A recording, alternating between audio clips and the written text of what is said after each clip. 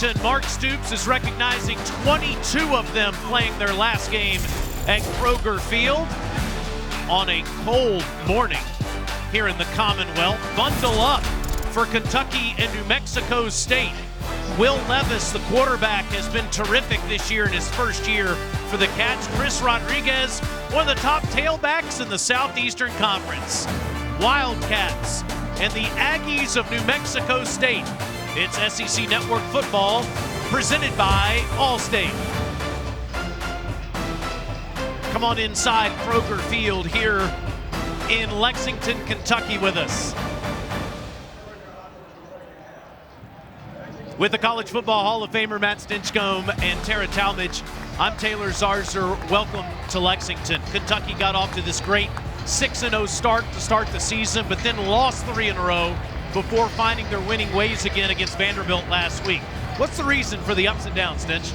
Well, part of it is the transition that they've made offensively. And Mark Stoops said at the beginning of the season, he knew there were going to be some growing pains, but was committed to perseverating through all that. I'm going to persist. We're going to know there's going to be some up and downs. The problem was you run into a Georgia team that defensively can make your offense seem as if it's reached its land's end. That wasn't the case. They bounced back versus Tennessee after a poor performance versus Mississippi State. Defensively, they endured some injuries. That made it difficult. They got back on the winning side of the ledger last week versus Vanderbilt. Now they've established a little bit of momentum here at the back end of the schedule. Yeah, and they're following two of the best players in the SEC this season. Chris Rodriguez in the backfield, and Wan'Dale Robinson's the deep threat. Yeah, we knew that the ground game was still going to be a central part of the offense here at Kentucky, and justifiably so with a talent like a Chris Rodriguez. The difference has been Wan'Dale Robinson and his explosive playmaking ability, not just as a receiver. He's an excellent return man, and he'll also get touches in the ground game. A couple of tap passes, reverses as well, an explosive playmaker here in this offense.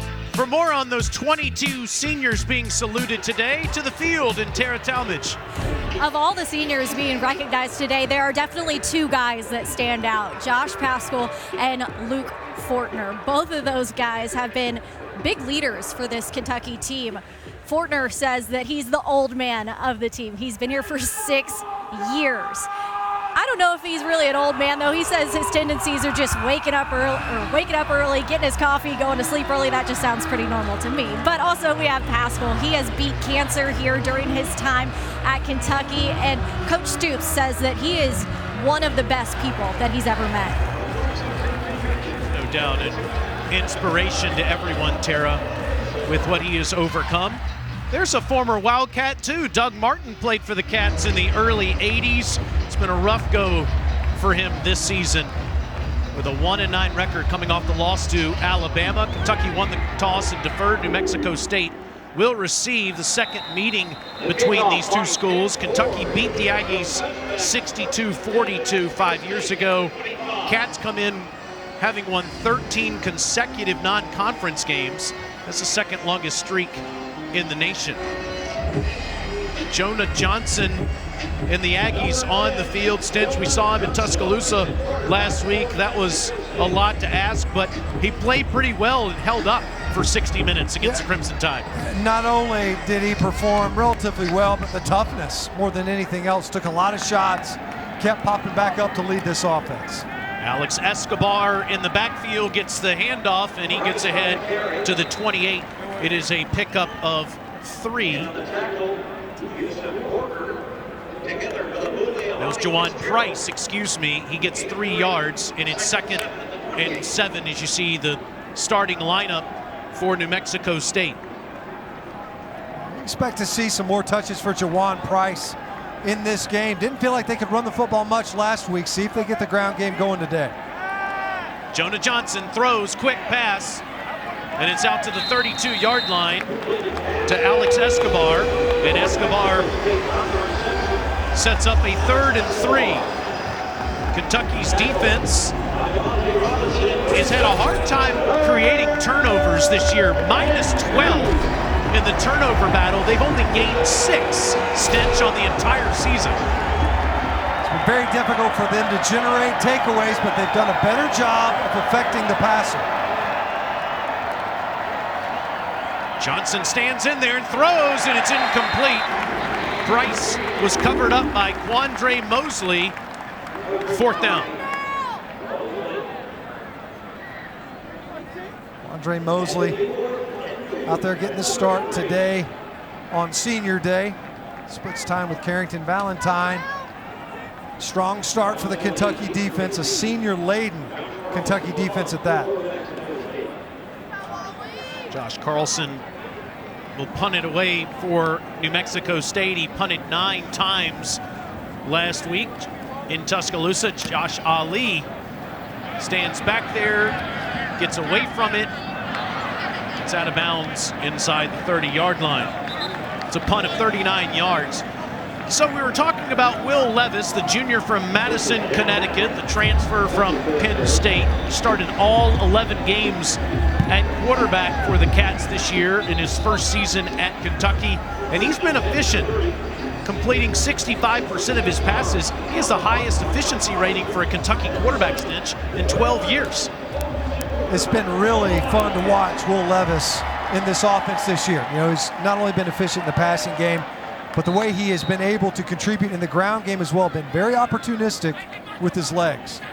Imagine they'd feed Chris Rodriguez the football quite a bit today, and he goes straight ahead and gets 7 yards before anyone touches him. Rodriguez, the junior from Georgia, second in the SEC with 103 yards per game.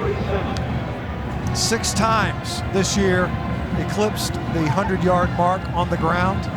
We talked about it at the top. It's a central part of Kentucky's offensive identity, running the football well, and Rodriguez, more than just a thumper, a guy that's got a little bit of speed, can run away from tacklers.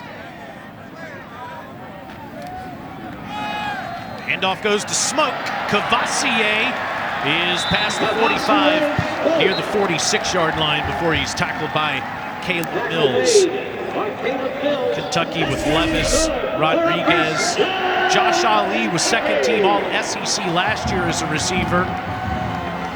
He's had a great attitude as Wan'Dale Robinson has come in and played so well this year. And Luke Fortner in his 6th season in the middle, wearing John Schlarman, the late great offensive line coach's number 65 today in his final home game. Empty backfield for Levis. Near midfield, a bad snap. Levis is going to have to jump on it. Back at the 30, can't pick it up. And New Mexico State is going to run it in for a touchdown. That's Trevor Brohard. Aggies get a 24-yard fumble recovery for 6.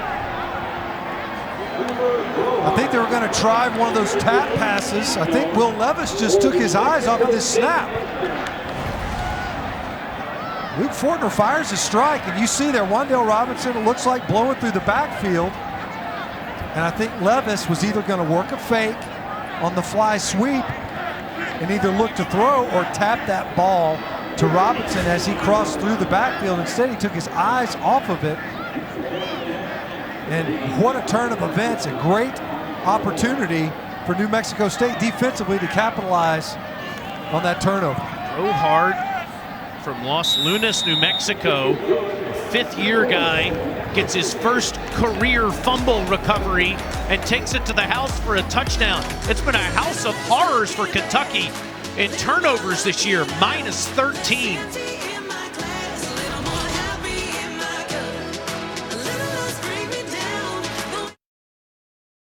What a difference a year makes. Last season, Kentucky plus 10, tied for 3rd in the FBS. This year, second to last in all of college football, minus 13 in turnover stench, and they give up a fumble recovery for a touchdown for the first score of the game. Yeah, you talk about turnover margin, you know, it's 2 different ways that you get there, right? It's the takeaways that you get on defense, which have been few and far between for Kentucky. It's pretty 180 degrees from where they were a season ago when they had 16 interceptions, led the SEC. But it's also giving the ball away as they did here. Zach Johnson fields it at the 4, and he's up to the 19-yard line, and Levis come back on offense and see if he can get on the same page with his center, Luke Fortner, and get back to work. Levis can run hot. That's something that offensive coordinator Liam Cohen has talked to us about all season, Stinch, that Liam kind of sees himself as a caddy on game day, like a caddy in golf, to keep Will confident, to keep him in a good mood, make sure that he doesn't get too fired up when something goes wrong. We'll watch for that here.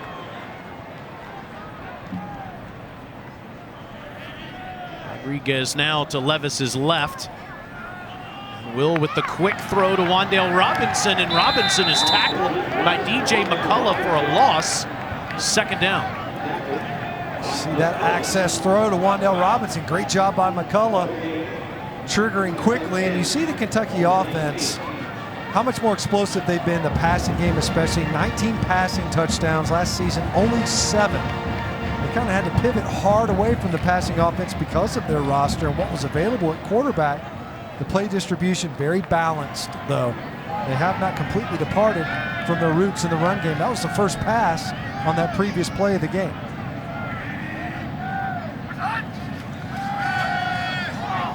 Levis quickly to Robinson on the other side of the field, and Wan'Dale gets past the 25 up near the 27-yard line.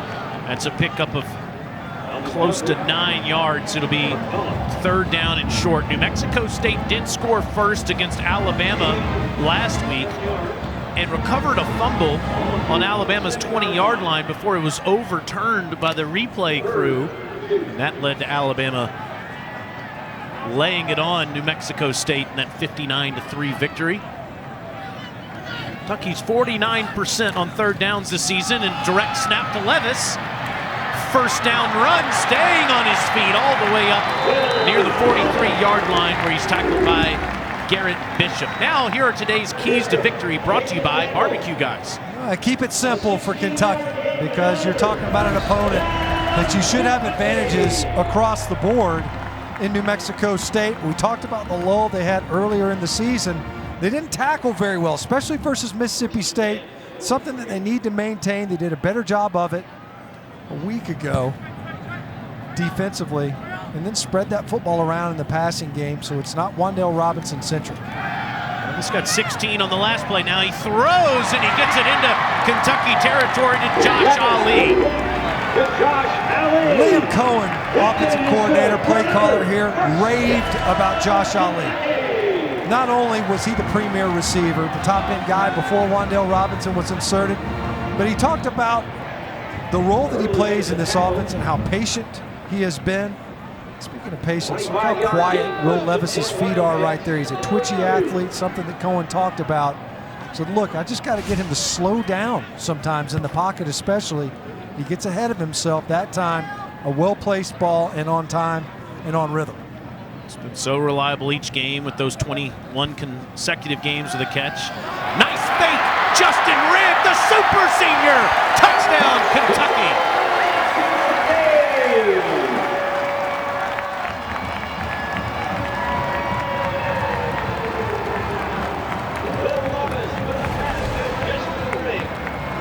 You see him on the ride.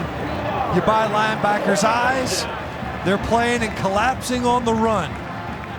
Just pull it out, dump it over the top to Justin Rigg, who, as you mentioned, has enjoyed a very long career here at Kentucky. You played in more than 50 games for the University of Georgia Bulldogs, as the extra point by Ruffalo ties the score with 9:27 to go. How about this when you get an extra year of eligibility? Justin Rigg is playing in his 61st game today. Wow. Tie game in Lexington.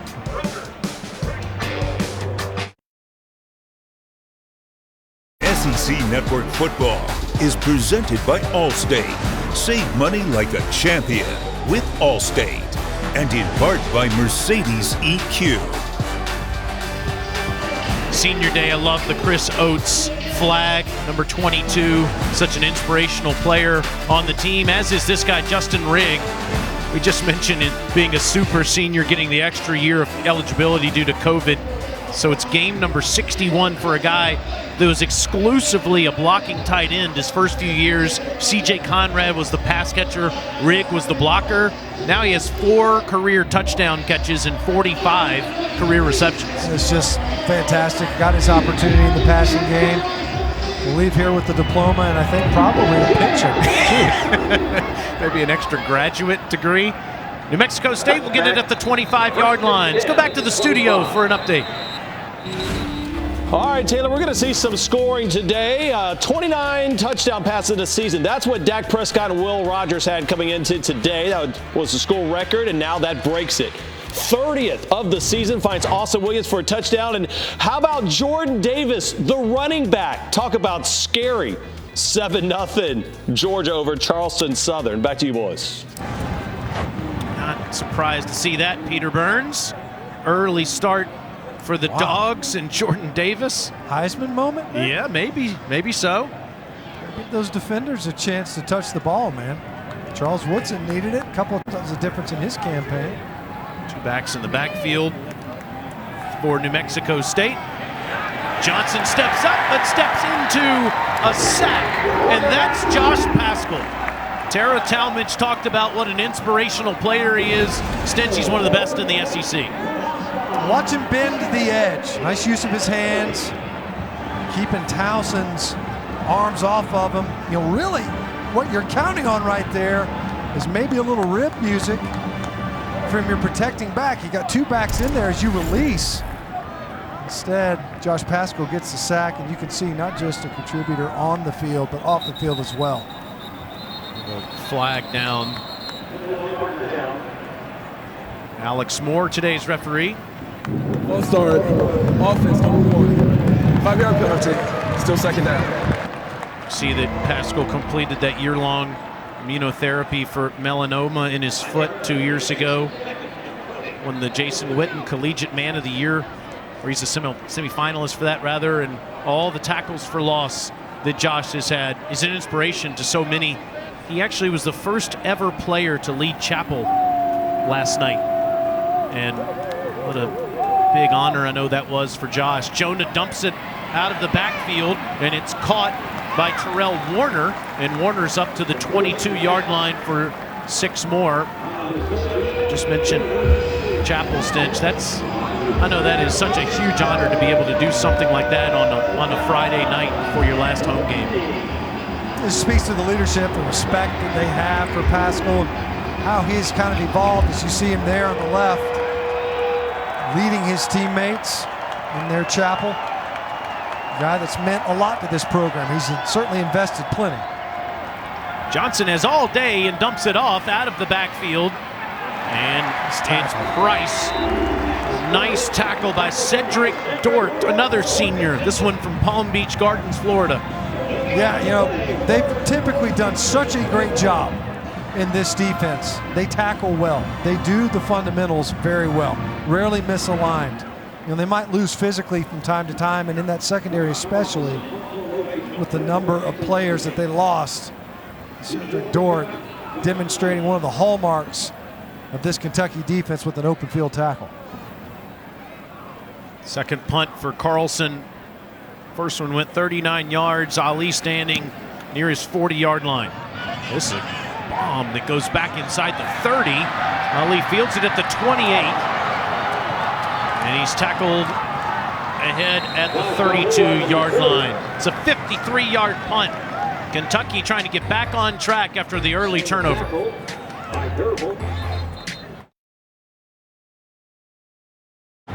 Darian Kennard, one of the top offensive linemen in the SEC. He's going to the Reese's Senior Bowl. Here's the executive director, Jim Nagy, on his potential. Kentucky right tackle Darian Kennard is one of the top offensive line prospects in this draft. It's 6'5", 342 pounds, almost 35-inch arms, and 11.25-inch hands. That's the key thing. When he gets his hands on you, it is over. He projects as a day one starting right tackle, and I think there's going to be some thought in the league as moving him inside to guard just because he bends so well, he plays with such pad level and power, and he's such a good second-level blocker. So now that he's committed to the Reese's Senior Bowl, Darian will come down here, he'll play tackle, he'll probably move inside and take some guard reps, which will help him. And I think by the time we get to the end of April, Darian is going to be in that small group of offensive linemen talked about at the top of this year's draft. Great perspective from Jim Nagy. Meanwhile, DeMarcus Harris couldn't make the catch. Cyrus Dumas almost with an interception. Kennard on the right side of that offensive line. The senior from Knoxville, Tennessee, was a first-team All-American, Stinch, going into the season. Yeah, really high expectations for him coming into the year. There was talk that he might flip to the left side, stayed at right. And look at Chris Rodriguez follow him. He gets up to the 35 for a few. It'll be 3rd and long for Kentucky. A physical guy, physical in the run game, pretty good pass protector. Jim talked about the size of his hands. It seems like it might be inconsequential. It's not. Especially in pass protection, guys that are able to lock you up. It's part of the reason why guys like Chris Rodriguez are able to pile up yards, because he's so physical at the point of attack. I do wonder, depending on the offense and what they have in front of him, it might make more sense for him to play inside, because he is such a good bender, plays well in the run game, and is physical at the point of attack. Maybe better at guard at the next level. Levis throws, and another dangerous pass that was almost picked off by Cyrus Dumas, intended for Josh Ali. 2 head-scratching decisions there by Will Levis on that possession. Well, and you can see right now New Mexico State defensively tight in coverage. Dumas, you're right, almost should have just played for the pick right here underneath this route. Watch him trigger. And he had a chance, that left arm, instead of draping on the backside of Ali, if he tries to play that ball in the air. 2 near picks, and then you think about DJ McCullough coming up on one of those now passes right at the line of scrimmage, and you can see New Mexico State aggressive. Colin Goodfellow almost had that block, Stitch. Somehow got it off, and it's down at the 32-yard line. DeMarcus Ellis Denard very close to blocking that punt. Talking right through it. Meanwhile, they're about to block a punt. You're right, should have blocked this punt. A little bit slow in the execution. Absolutely should have blocked this punt. I mean, you end up flying right by. You're there. A missed opportunity.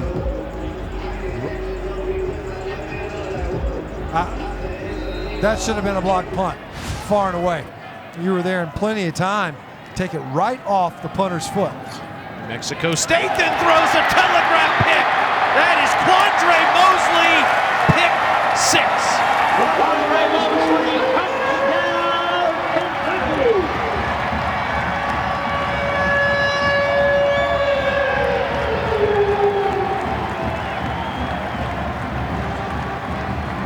Mosley playing in his last home game, got the start today as a 5th-year senior from Brunswick, Georgia. And he makes a moment he'll never forget.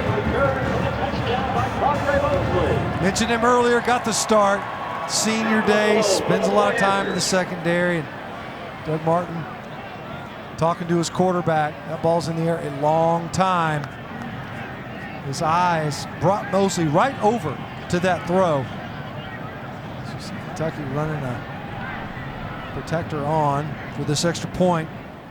A couple of defensive scores early in this game, one for each team.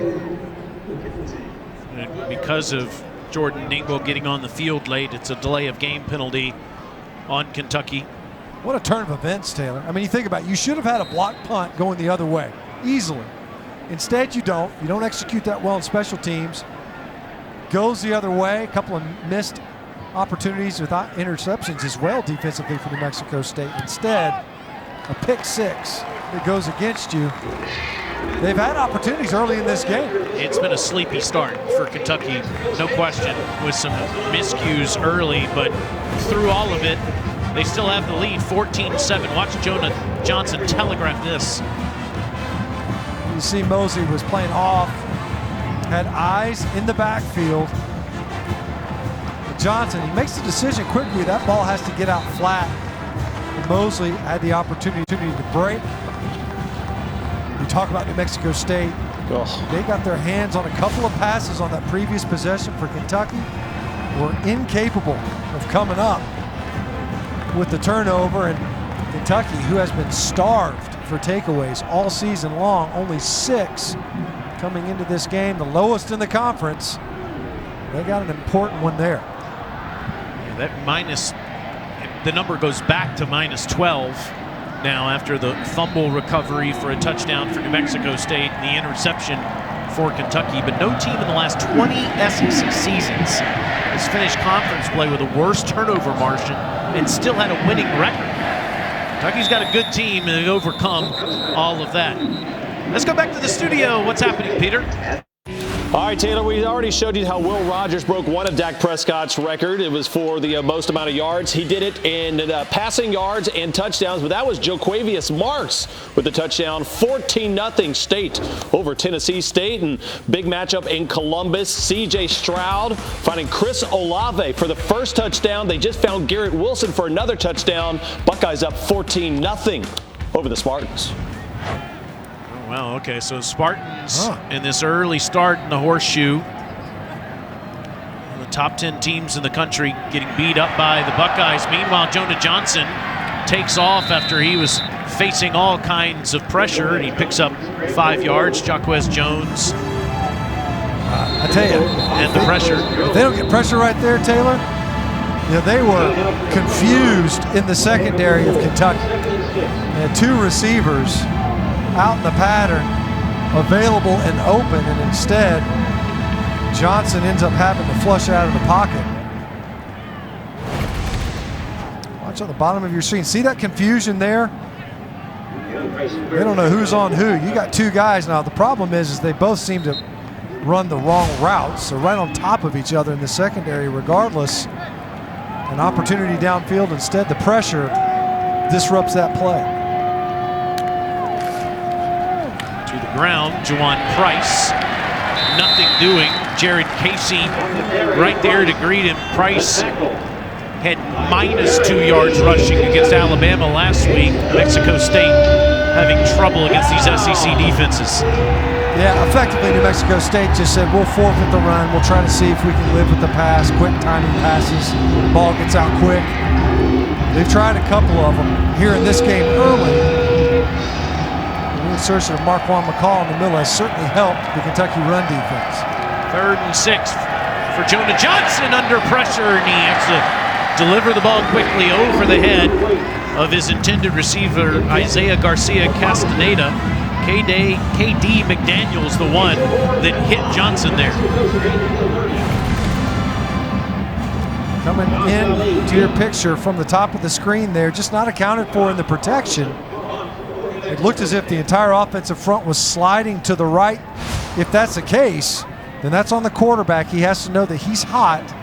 I mean, he's got to get rid of that football if pressure comes from that side. It did. Johnson got the ball out. That's twice on that offensive series where the Kentucky pressure was able to affect the outcome of the play. Once again, some miscommunication on special teams for Kentucky. And since we have a timeout, let's get another update on the Dogs from Peter Burns. Czar, I like talking to you so much today. How about Stetson Bennett? Threw an interception earlier today on a tip pass. That's all right. This is a little bit of a shorter one, and it's to the house. #1 team in the country, rolling. Kenny McIntosh with the touchdown reception there. 14-0 all Dogs. Senior day in Athens. Peter, when Matt Stinchcomb gets surprised, his ears go straight up. And when you said Stetson Bennett tip pass for an interception. Well, you know, the way he hedged it was interception, a tip pass. Okay, that's a little bit different. 3rd team in SEC history to win every conference game by 17+, going 8-0 in conference play, 10-0 overall. Lee drifts back to field this one inside the 20. Gets back to the 22 with flags all over the field. Another good punt for Carlson. That one 52 yards.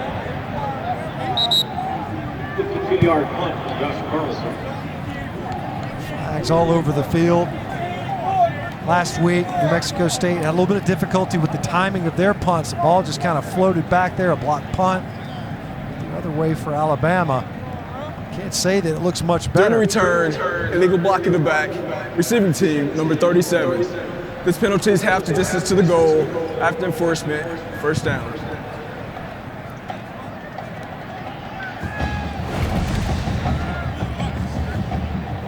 So look at the middle of your screen. Block in the back there. Maybe a couple of blocks in the back. Either way, one's enough to back you up in the field position. Andrew Phillips called for the foul, and so Kentucky is inside their own 10 at the 9. Hadn't seen much of Chris Rodriguez yet. Here he is, staying on his feet out near the 25-yard line, where Dylan Early makes the tackle after a 16-yard run from one of the best running backs in the SEC. Nice job by Darian Kennard. Watch him bounce up. So you see that defensive lineman, the down lineman, put him right on the shoulder pads of your guard and then climb up to the second level. Jim Nagy of the Reese's Senior Bowl, that's what he was talking about, how good Kennard does and plays on his blocks at the second level versus linebackers. Rodriguez doesn't get much there. Kennard's just one of a few guys that Jim Nagy is going to welcome down to Mobile, Alabama in early February. A couple others that he's going to tell us about coming up a little later on in the broadcast, including Josh Paschal and Yusuf Corker. And unsurprisingly here, Kentucky going back to the ground game. Opened up running the football. They did last week versus Vanderbilt. But that last series, as we mentioned, a couple of iffy plays that could have gone the other way. Mexico State tightened up in the passing game. Juton McClain, as the season has unfolded, has gotten more and more carries and gets to the 30 before Nick Jackalone makes the tackle. Here's a flag. There's a little skirmish away from the play between DeMarcus Harris and Cyrus Dumas.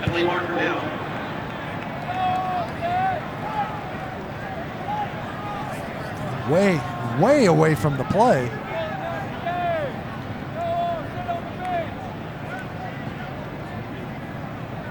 Right in front of the Kentucky sideline where that flag came out.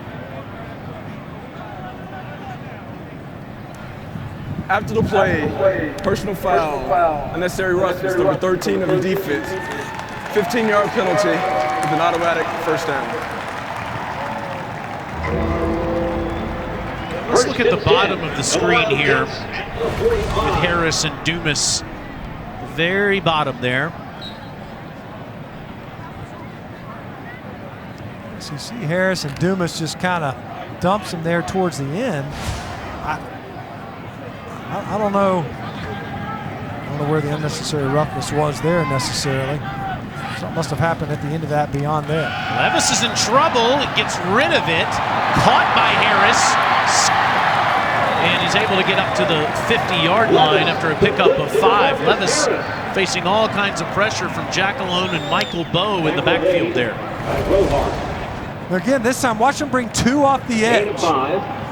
And you're pulling a blocker across, but instead you can't take care of both of those rushers with just the one blocker and Brendan Bates coming across there. And instead, Levis, after the play fake, he stands up. He's got 2 defenders right on top of him. Rodriguez back in as the Aggies all over the line. And Chris is able to get past all of it. Inside the 40, down to the 38. Another first down run for the junior, this for 12 yards. Well, we've seen New Mexico State defensively do this a couple of times where they muck up the linebackers, walk the linebackers up into the line of scrimmage, but then it makes it really easy if you're running a gap scheme run where you're pulling guards. This time the guard and tackle pulled. We've seen it a couple other times on Will Levis's long run on the 3rd down. Quarterback power. You just wash down those linebackers. There's no linebackers to climb to. They've already walked up into the line of scrimmage. Kentucky taking advantage of that aggressive defensive alignment.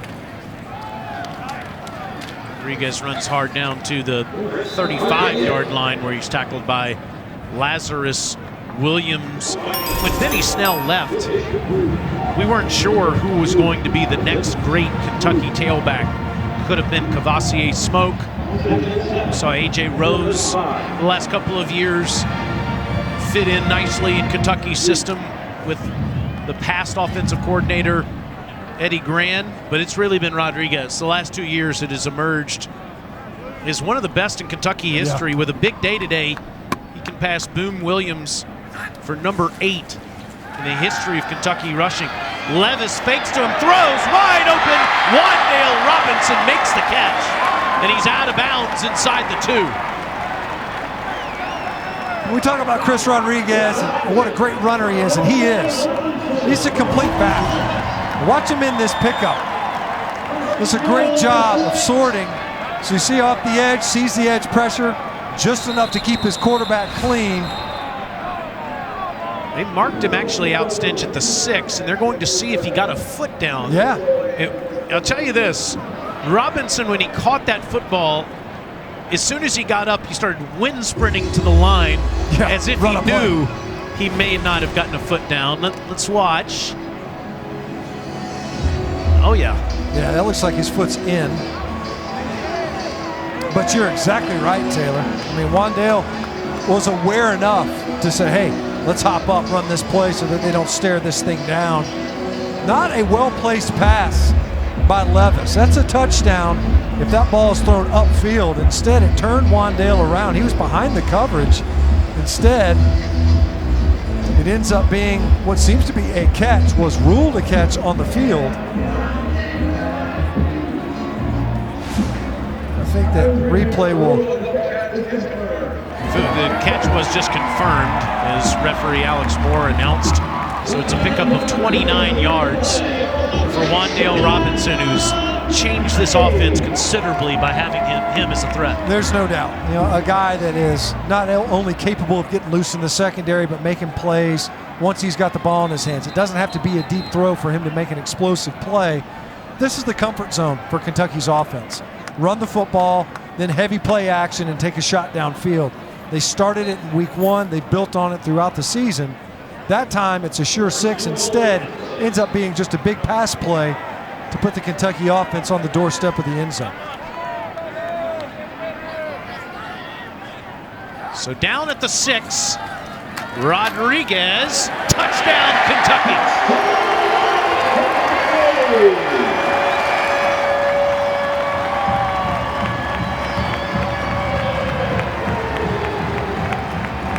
That is Chris's 24th career rushing touchdown. It's fun to watch him run. Watch how patient he is. Allows those blocks. See him, he's not trying to blow up through the line of scrimmage. He even takes that kind of beat, a little sidestep, floats just for a second. Allows Brendan Bates and Austin Dotson to pull across and lead him into the line of scrimmage, and he's relatively clean into the end zone.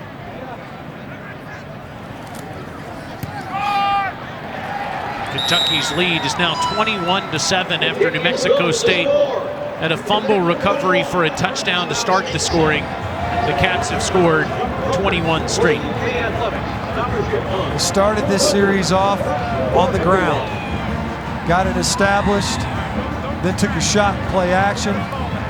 Rodriguez, 42 rush yards on that drive. Almost sounds like something you would say from a scoring drive for the Kentucky offense a season ago, right? You would put up Benny Snell's numbers opposite Chris Rodriguez. I'm not so sure these guys don't have skill sets that mirror one another almost perfectly. The difference in the production is Benny Snell was here, they were running the football. It became the center of that offense, direct snaps even. Chris Rodriguez never really experienced that. Shared some time with some other running backs, but is a distinctly talented runner.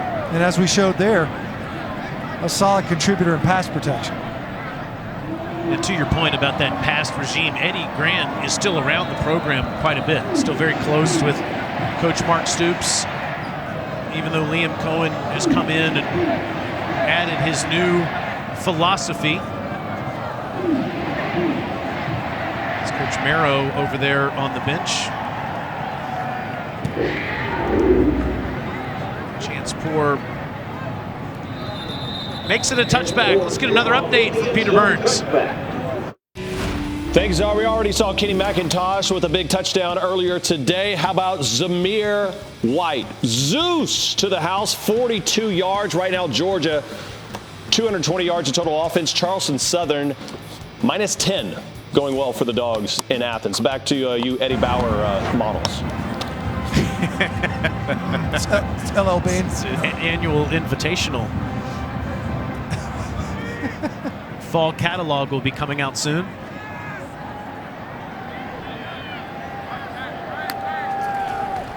Jonah Johnson steps up, takes off. And is down at the 34-yard line at the end of the first quarter. It's a pickup of 8 yards. Kentucky on Senior Day recognizes 22 of them. Justin Rigg is a super senior. He was in the end zone, all Cats in Lexington.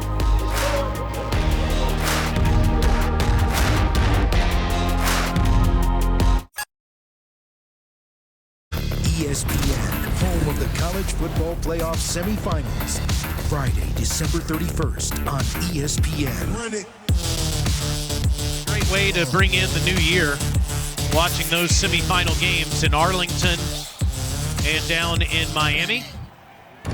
Here, New Mexico State gets their first down of the game as Jawan Price runs up to the 43-yard line. Kentucky up 2 touchdowns. All right, I'm excited about this. Stinch's predictions for what is going to happen. Not what it would be now, but how it's going to end up. That's right. Looking into the future, I think that's how it ends up shaking out. And everybody's going, Oklahoma State. Yeah, Oklahoma State. If they win out, I think they catapult the top 4. A couple other things got to happen. Incomplete. Turf Monster gets Andre Bodison there. Second down. All right, but let's see this again. So you think Oregon is going to lose to either Utah tonight or maybe Oregon State? Oregon State. They're pretty good this year. Pac-12 championship game coming up in a couple of weeks. Buckeyes looking good against Michigan State so far today. At Michigan next week, and then presumably the Big Ten championship game. I have to say, I agree with this. Wow. I do. Right. I really could see it shaking out that way. Tom Schofield, our producer, does not, for the record. It's up to the 49-yard line. Bodison that time stays upright for a 7-yard catch. Much better ball that time from Jonah Johnson on the previous throw to Bodison. That thing kind of fluttered out of his hand. Cedric Dort still down on the field. Or no, I'm sorry, Yusuf Corker. You don't want to see that. No, that's concerning to say the least. You know, he was kind of took a look at the NFL after last season, decided to come back. And he really orchestrates the secondary. They lean a lot on him. Looks like he's going to be okay, maybe just shaking up a little bit. As you see there, 35 straight starts in his career. He is unquestionably the leader. Yeah. Maybe of the entire team, let alone the defense. Incredible personality, infectious. We've loved our visits with him on Fridays throughout the years. See him having a long NFL career. 3rd and 2 for New Mexico State with Corker off of the field. And a nice ball from Johnson to Jared Wyatt inside 35. Jim Nagy, the Senior Bowl director, had this on Yusuf Corker. The safety class for this year's draft isn't deep, but Kentucky's Yusuf Corker is a good one. At 6 foot, 200 pounds, he's a guy that's going to run in the 4.4s, and you see that on tape when he's playing downhill and running the alley. He's one of those guys that just knows how to play. Very cerebral. You talk to the coaches, he's always around the building. He's a guy that puts himself in good spots. He can tackle in space and get people on the ground. So again, I think the process is going to be good for Yusuf. The more he spends time around coaches, they're going to pick up on that intellect. Just a really smart, dependable player, and a guy we know is going to test well in the spring. We're excited to get him down to Mobile for this year's Senior Bowl. I've seen guys like Boogie Watson develop into really good NFL players, first-round draft pick. I don't know when Corker will be drafted, first, second, third round, but again, he's the kind of guy you expect to be in the league for a long time. Yeah, and the league looks at this defense and how they play, how these guys are trained up into this system. It translates well into the NFL. So you've got guys that maybe from a skill set measurable standpoint don't look that good. Valentine on the blitz. Catch made by Price. Tackled by Taj Dotson, who just came in for Corker. But then they get in NFL camps and they're ready to play. You know, guys are a little bit ahead maybe mentally for the NFL game. Makes up for a little bit of maybe, at some positions anyway, some physical deficiencies. Of course, Kentucky's put some frontline talent into the NFL as well.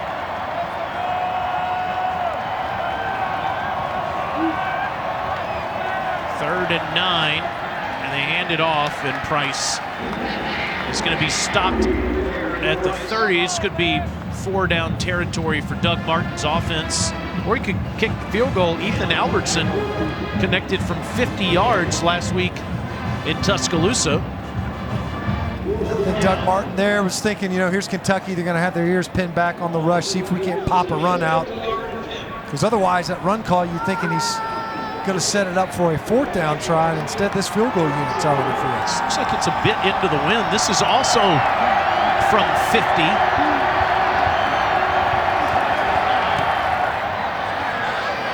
And Albertson does it again. 2nd straight week in an SEC stadium.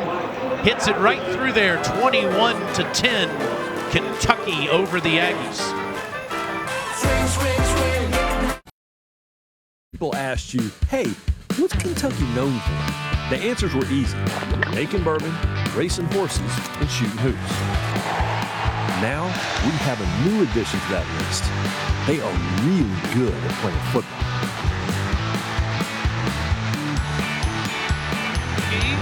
We've been saying that all season long. Mark Stoops has totally changed the culture in Lexington and turned this into quite the football town where people are passionate about the Wildcats. Wynn gets Ethan Albertson there at the last second. 5-3 SEC record this year for Mark Stoops. A solo 2nd place finish in the East. That's the best ever finish in the 30-year history of conference divisional play for Kentucky. And this game brings special meaning. He actually brought it up on our call the other day, Stinch. 5 years ago, they're tied at halftime against Mexico State. They're 0-2 on the season. He's 12-26 as the head coach. He's in trouble. Anybody would tell you at that point, he's got to get it going or he's going to get run out of Lexington. He'd be the first to tell you that. And then after that game, he's totally turned it around where he's 44-27 as the head coach, and he's taken Kentucky to 6 straight bowl games. Yeah, that was kind of the turning point, wasn't it? I mean, you don't really call it a launch pad because it wasn't this ballistic rise, but it was definitely this incremental build. And it wasn't small steps, pretty significant, doubling his win totals. And obviously the administration of Kentucky committed to Coach Stoops here and allowed him to build what they are seeing now. And the expectations have been reset. Rodriguez stays upright. Another 1st down run for the big tailback. It's a 13-yard.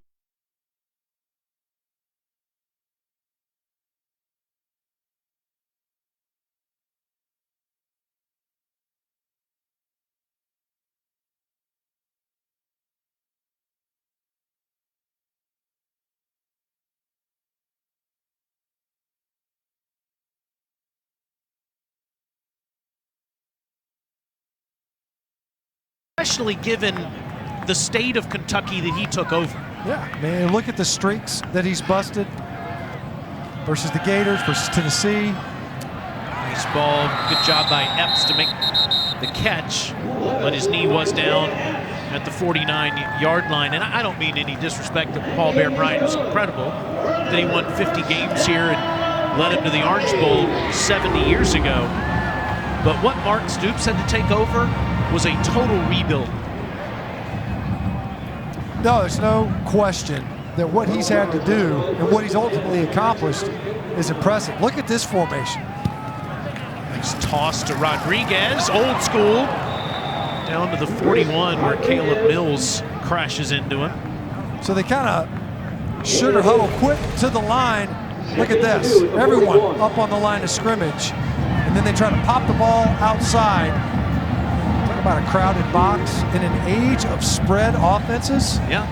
And you basically had all 11 players, yet 9 of them effectively lined up shoulder to shoulder. I thought about saying toss to Herschel Walker there. Yeah, man. That was a throwback.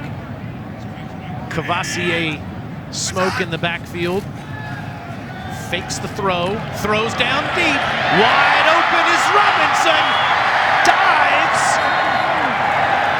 And he's going to be marked out inside the 5. DJ McCullough prevented the touchdown. But boy, is this guy a game changer. 37 more. You see Levis, that time Robinson lined up inside. He kind of deep, threw it, feinted as if he was going to throw it to the motion man. Come on, Cam. Here's that foot. Yeah. The sideline hasn't been Wan'Dale's friend. Got his foot inbounds on the catch, going the opposite direction in the first quarter. That time just narrowly out of bounds.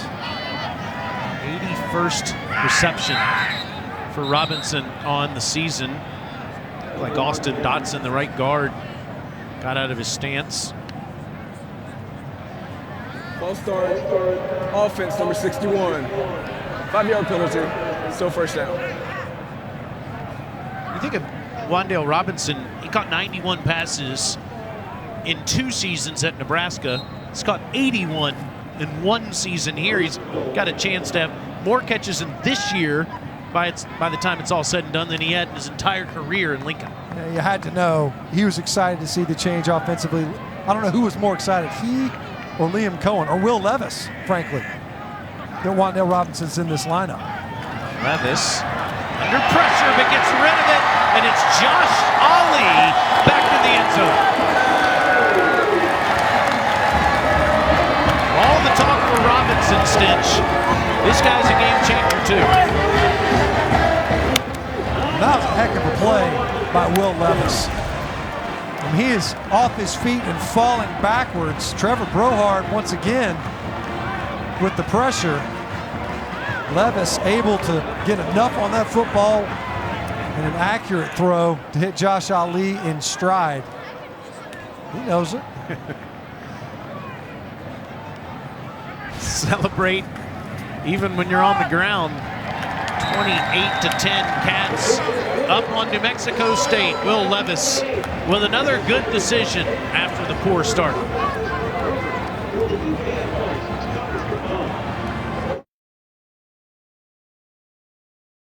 Well, we saw Josh Ali out there getting the touchdown for Kentucky. He has actually battled a leg injury this season, and you pair that with Wan'Dale Robinson having the season that he's having, and Josh's reps have really gotten limited so far this year. But when talking with offensive coordinator Liam Cohen, he mentioned that Josh Ali is one of those guys who he has not said a single word about it. All he wants to do is work hard and contribute to this Kentucky team.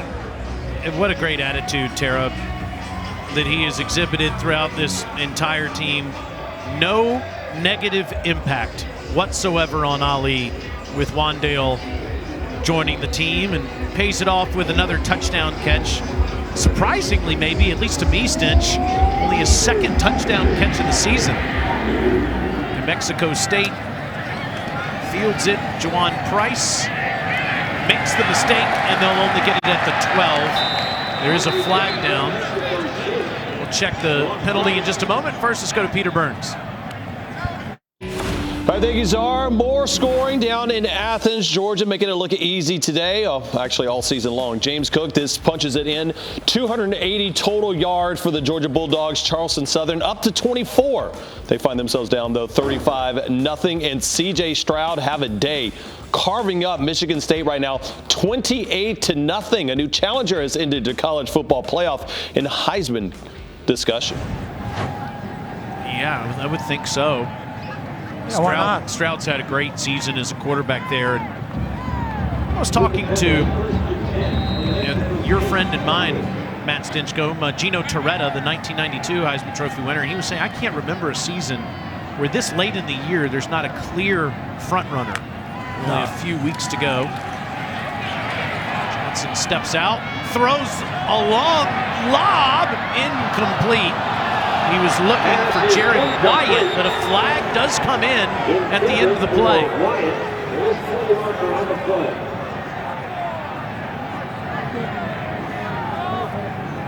By the way, there was a personal foul, face mask penalty on Kentucky that gave New Mexico State better field position. Snapping that ball from the 28-yard line. This could be on the Cats, too. Really surprised that I saw a flag come out on this one. Pass interference, defense number 14. It's a 15-yard penalty enforced in the previous spot. First down. Carrington Valentine also surprised. That ball was up there for quite some time. there towards the end of it. Maybe it's that left arm. Almost look like watch Valentine's left arm. There wasn't much contact, but maybe he didn't allow Wyatt to make a real play on the ball. Another lob pass to Andre Bodison, and that's a pickup of 17 yards. Jonah Johnson throws those time and time again. It's just little lobs. He did it all week last week against Alabama. He's an anticipation thrower. You know, we've already seen that, you know, not a ton of arm strength cost him on the pick six, but when he's able to anticipate, identify where he wants to go with the football, he can be effective in the passing game. Defensive pass interference, giving the Aggies offense life here in plus territory. Time to throw. This one has a little more zip to it. And another flag's going to come in. Is again, Wyatt didn't have a chance to make a play on the ball, and Cedric Dort had his back to the football. There's also a flag at the line of scrimmage. We might end up with offsetting penalties here. As you said, a ton of time to throw this ball, probably holding along the line of scrimmage. Dort not getting his eyes around for the defensive pass. There are fouls by both teams. Personal foul, illegal hands to the face, offense number 61. Pass interference, defense number 3. Those fouls will offset, replay, first down. It's big Eli Johnson, right in the middle. You see his left hand gets high. Ends up getting his hand back down, but not before the officials see it, right there in the middle. He's got his hands full, to say the least, with Marquand McCall. And then you see Dort playing right through the receiver. You gotta get your head around. Try to play that football. Maybe you've got a fighting chance despite the contact. Ball too high to a wide open Jawan Price. 2nd and 10 for New Mexico State at the Kentucky 38-yard line. Score is 28-10. It doesn't seem like it's that competitive of a football game, but I am sure Mark Stoops is going to be talking about some miscues at halftime. Yeah. I mean, as we mentioned earlier, you know, there's some confusion in the secondary. Receivers running free. Pressure got there. Otherwise, it could have been a big play. And a couple of near misses defensively for the Aggies to create turnovers. Johnson gets it blocked. As it was J.J. Weaver deflecting the pass. That should be an incomplete pass. Clearly, yeah. It's an odd play, frankly. It's always nice when you have an extra finger that you can use. Yeah, JJ's got 6 of them on his right hand. Oh, it's the left hand. Oh, okay, left hand, the 5-digit hand that gets the block. JJ's really upped his game in the absence of Jordan Wright. 6 sacks on the year, 9 tackles for loss, and then a pass breakup right there. 3rd and long, and we've seen New Mexico State struggle to keep Johnson clean as a passer. Could be 4-down territory. Johnson is going to step up and run. There is a flag down. He is a first down. He fumbles the ball. It looks like he got it back, but there is a flag down back at the 44-yard line. There's no question that ball came out.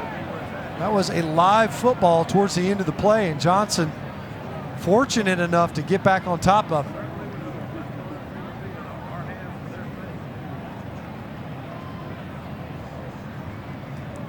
Jaquez Jones is the one that caused the fumble. There is no foul for a chop block. 4th down. Should be a first down if there's. Yeah, it's. Yes, it sure was, Alex. Here's the end of the play. Jones causes the fumble. Now watch Johnson. How did he get that back? It is. Alex Moore, the referee, just corrected. It is a first down. Once again, the pressure though, moving Jonah Johnson off his spot, and a great job. Number 10 in New Mexico State to scramble forward and get that first down, and then to fight to get that football back. This is a backwards pass to Garcia Castaneda. Didn't like what he saw down the field, and he scampers up to the 20-yard line. It's a 6-yard pickup for the sophomore who's been banged up, did not play against Alabama last week. You can see how he changes the game. This is well defended. They're trying to sneak Thomas Whitford, see number 85. You got 2 defenders on around the 10-yard line. And that's who Garcia Castaneda was trying to get the football to. Wisely pulls that ball down. Juwan Price breaking tackles inside the 10, and it's 1st and goal, New Mexico State at the 6. Nice run by Juwan Price. You got 2 Kentucky defenders in place to make this play for no gain. See Abadi Fitzgerald upfield. Same with J.J. Weaver, neither able to get him on the ground. Kentucky's having trouble getting off the field. New Mexico State doesn't snap it. 14-yard run for Price. That's the longest run New Mexico State's had last week or this week. Price isn't going to get anything here. He's going to lose yardage and the football. Josh Paschal just about took the snap on a 5-yard loss. Aggies did get it back. Watch number 4 blow up field. Just beats that down block right now. And if it wasn't Paschal, easily could have been DeAndre Square. Once again, the Aggies able to get back onto that football a couple of times on this drive where they lost the handle and able to regain it. For 2nd and goal from the 11. Johnson pumps, and he's tackled back at the 12-yard line. Justin Rogers and Abule Abadi Fitzgerald on the sack. Well, that time, they're fighting, defending that QB draw potentially, because you saw just 3 rushers. They covered the 3 offensive linemen, guard to guard, center and guard, all covered. Great job by the Kentucky defensive front to collapse that pocket and to prevent the scramble forward for positive yards. 3rd and goal at the 12.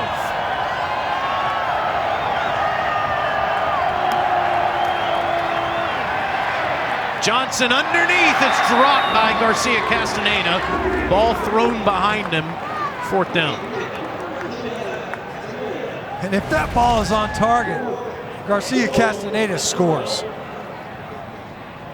Instead, it's behind him. He just can't come up with it. You see Castaneda, we were wondering if he was going to play today. Pressure in Johnson's face. But to your point, look how far away Yusuf Corker and any other Kentucky blue shirt was from him. Instead, it's another field goal attempt for Ethan Albertson. He made from 50. This is from 30. It's thin to win. 28-13. Kentucky in the lead. It's time to eat some food, Stench, when we return. It's always time.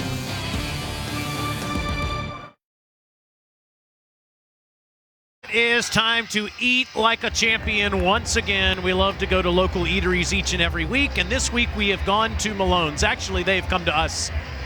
You know what I've always wanted to do? I've wanted to eat bacon out of a glass and eat a bone-in steak on television.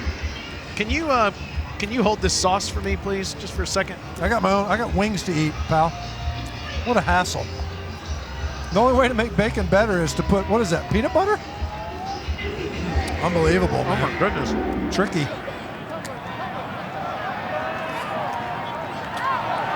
Oh. And look at Zach Johnson get up to the 35-yard line. Nice, delicious run. Some meat on that bone. Some meat on Good this Lord, bone. surely not. What do you mean? No utensils, you're going to take down that steak? Yeah. And I'll be handling play-by-play duties for the next couple of snaps. Take a nap. That looks phenomenal. During the return, holding, receiving team, 10-yard penalty from the spot of the foul, 1st down. Got a little peanut butter That is sauce peanut on your butter. steak. Yeah. How are those wings? Just so good. Just delicious. There's Malone Steakhouse here in Lexington. I have to say, thank you to Susan Lax. She's one of the great sports information directors in America. She does such a terrific job here at Kentucky with Tony Neely. and she saved the day by sending Malone's Steakhouse food to the booth. Wan'Dale Robinson, you can't tackle him. Look at him fly. And he's out of bounds again inside the 5. That's the 3rd time today. He's had a big play that stops inside the 5. DJ McCullough prevented the touchdown. Somebody take the lid off the end zone for Wan'Dale Robinson. Screen play, relatively well blocked. Listen to the crowd.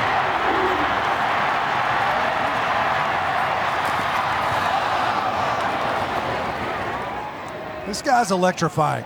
You take a short pass and take it to the house. Almost, once again, narrowly missing the score. 79-yard catch. Chris Rodriguez now stands next to Levis. They give it to Chris, and he coughs up the football down at the 1. Rodriguez trying to fight for extra yardage.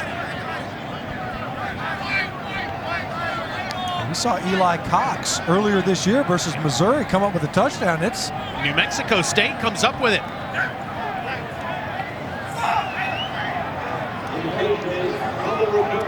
You said it, Taylor. Chris Rodriguez was fighting for extra yards. He was kind of stood up.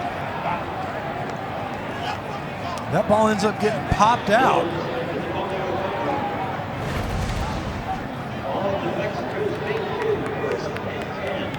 You see him stacked up. Trevor Brohard forced it. Caleb Mills recovered it. New Mexico State's ball.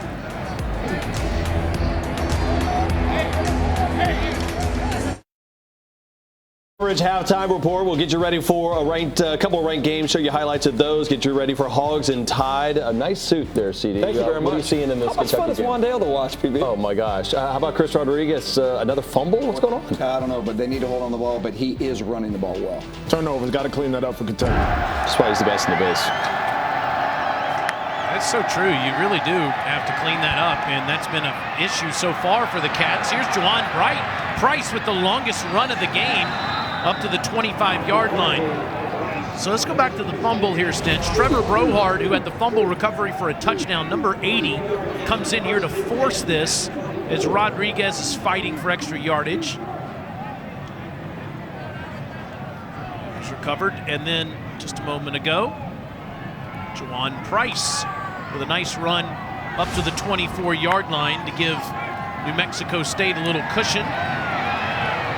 Johnson is ahead to the 29. Now, what we did not show you was the play before that, the longest Kentucky play of the season. Josh Ali with a Wan'Dale Robinson with a 79-yard catch. But DJ McCullough saved the touchdown, and then New Mexico State creates the turnover. It was an amazing effort play that time. It was reminiscent of Benjamin Watson when he was with the Patriots walking down Champ Bailey versus the Broncos. All the way across the field. Great hustle play to prevent the touchdown. Starts under the top of the screen. He's right on the 25-yard line. And watch DJ McCullough never quit on this play. And saves a touchdown and gets the ball back. Not only did they prevent a score, but gets the ball back for his offense. 3rd and 5 for Johnson and New Mexico State. They're 2 of 7. Pascal almost got there. It's caught out of the backfield by Escobar, and he's just short of the first down. A 2-possession game. Opportunity Johnson did a great job of just leaking back in the pocket to buy himself a little bit more time. You see Doug Martin saying, look, minus side of the field, I'm going to play field position. Pascal looked like somebody got a little bit of his jerseys. He almost made the sack. Jaquez Jones with the tackle. And that's why the Aggies have to punt it away. It's Josh Carlson is back in there, punting to Josh Ali, standing at his 25-yard line. Ali comes up, fields it at the 34-yard line. The Aggies up 15 with 2:14 to go in the first half.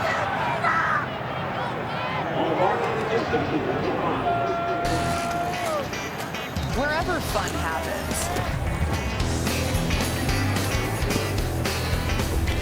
Academy Sports and Outdoors is there.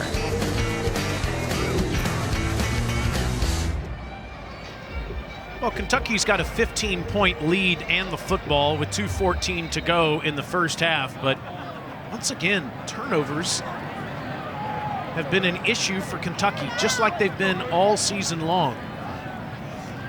Levis, nice throw into New Mexico State territory to Ali. And Josh is inside the 40 down to the 39. Well, they've seen this movie before. It's what keeps teams in it. The turnovers.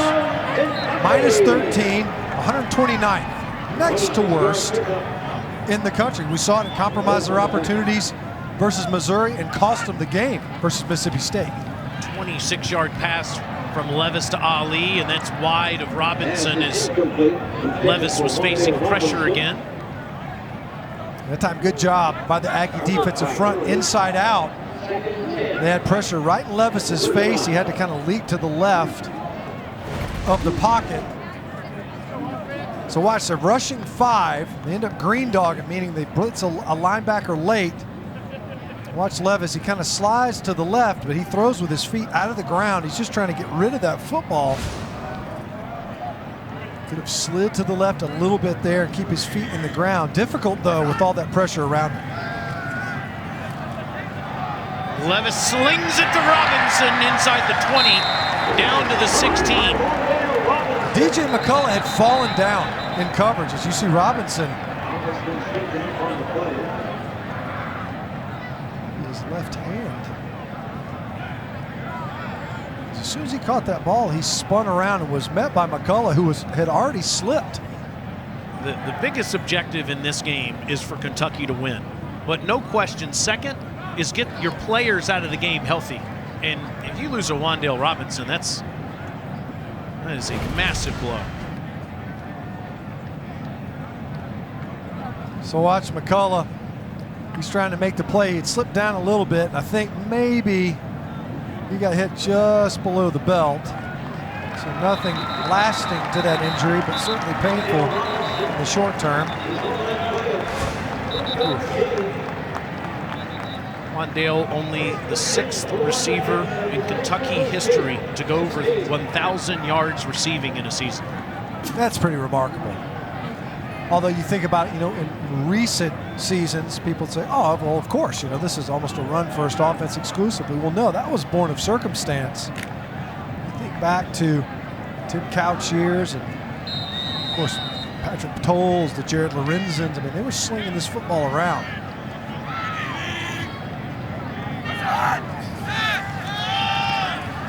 Levis into double coverage, and Ali took a huge shot. Caleb Mills and Cyrus Dumas converging on him. I'm not going to say that this is targeting, but I'm surprised the flag didn't come out to where it would be reviewed to see if it were targeting. You got a launch. That is it. It's a launch, exactly. I'm really surprised that we didn't see a flag come out. The sequence, the way it works, is you throw the flag and then the replay official then judges whether or not it's targeting. Really surprised that didn't elicit a flag to start that review process. Let it go. 2nd and 10. Levis is in trouble. He gets rid of it. It's deflected and incomplete. Nick Jackalone all over Levis in the backfield. We got Juju McClain in there in protection, right in the A gap, right to the right. See that double linebacker blitz right there in the A's. Austin Dotson at right guard stepped out. That was a dangerous throw. It ends up deflecting up. A lot of bodies and defenders in the area. Kentucky continuing to struggle this part of the field here in the second quarter. Last time with the turnover, now a 3rd and 10.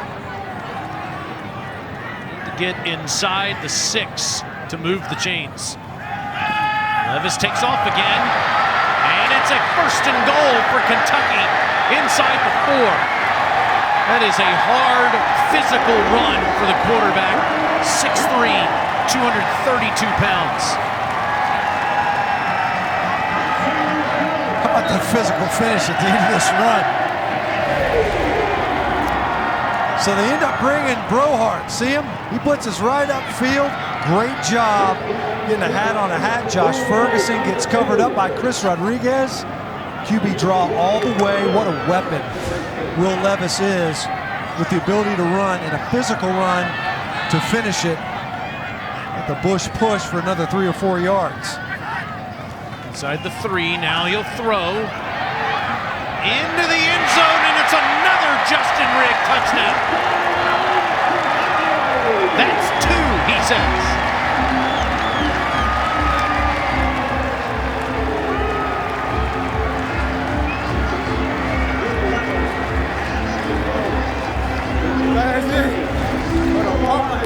On the far right of the screen, blocks for a second, a late release, plenty of time. Just gets lost in the coverage. Justin Rigg, the super senior, has already been in the end zone once. First multi-touchdown game for his career. 2 catches, 2 scores. That extra year is worth it. He's capitalizing. You said earlier, after the first touchdown, he might qualify for a pension because he's been here so long. It's his 61st game as a Wildcat, and it's his first game he's had 2 touchdowns or more in the same game. It's a slow build. Now he's reached the mountaintop. A couple of touchdowns now.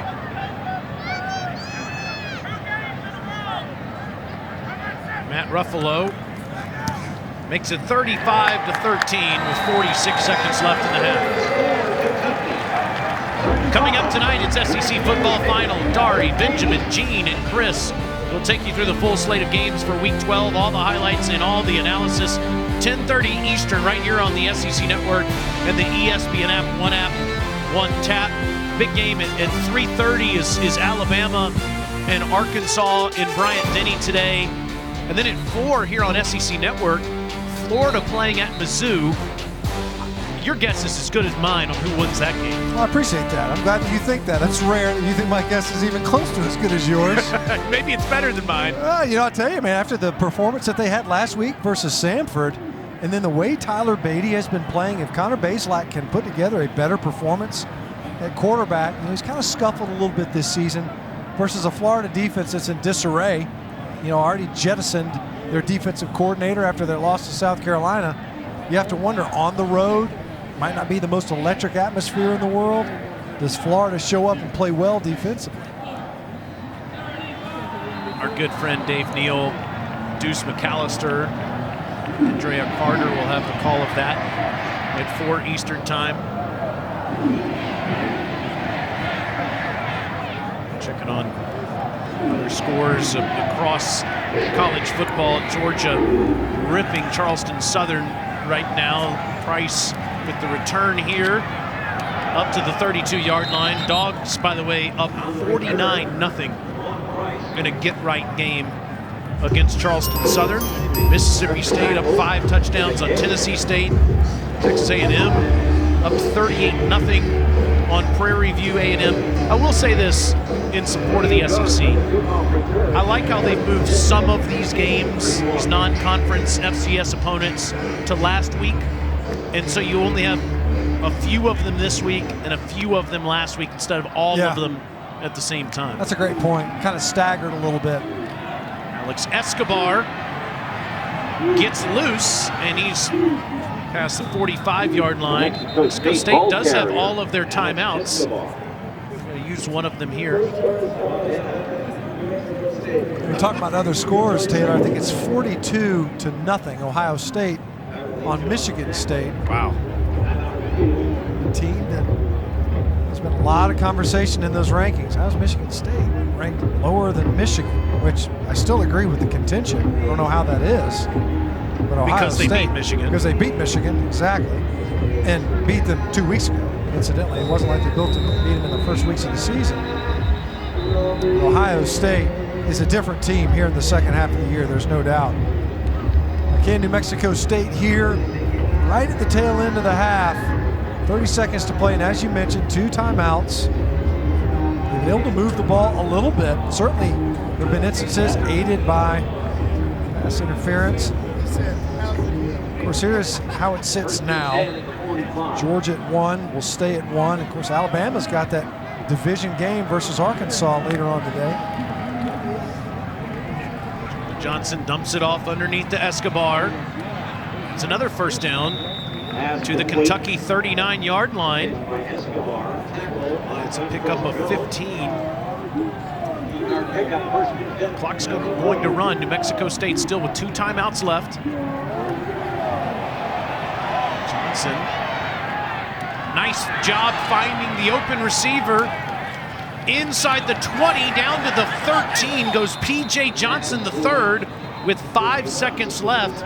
The Aggies will use one of those timeouts. Great job by Jonah Johnson, keeping that play alive and then finding an option downfield. Really poor tackling in the secondary that time on the true freshman, P.J. Johnson. He probably picked up another 6 or 7 yards. He's able to get down in time enough to use one of those timeouts. Watch Johnson as he's rolling to his right, but he finds Johnson, P.J. Johnson that is, coming back across. That's a difficult throw to make, no doubt. And look at Johnson's effort after the catch to keep that play alive. Look at DeAndre Square hobbling too. An issue maybe with his knee. So in comes Ethan Albertson to attempt his 3rd field goal. He made from 50 and 30. This is from 32 yards.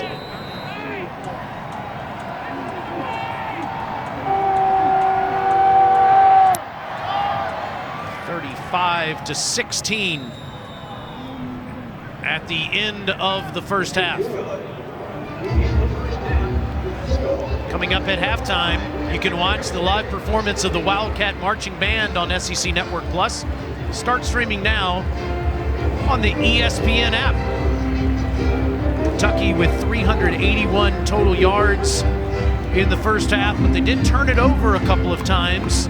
Now minus 13 in turnover margin on the season as their lead is 19 at the break over New Mexico State.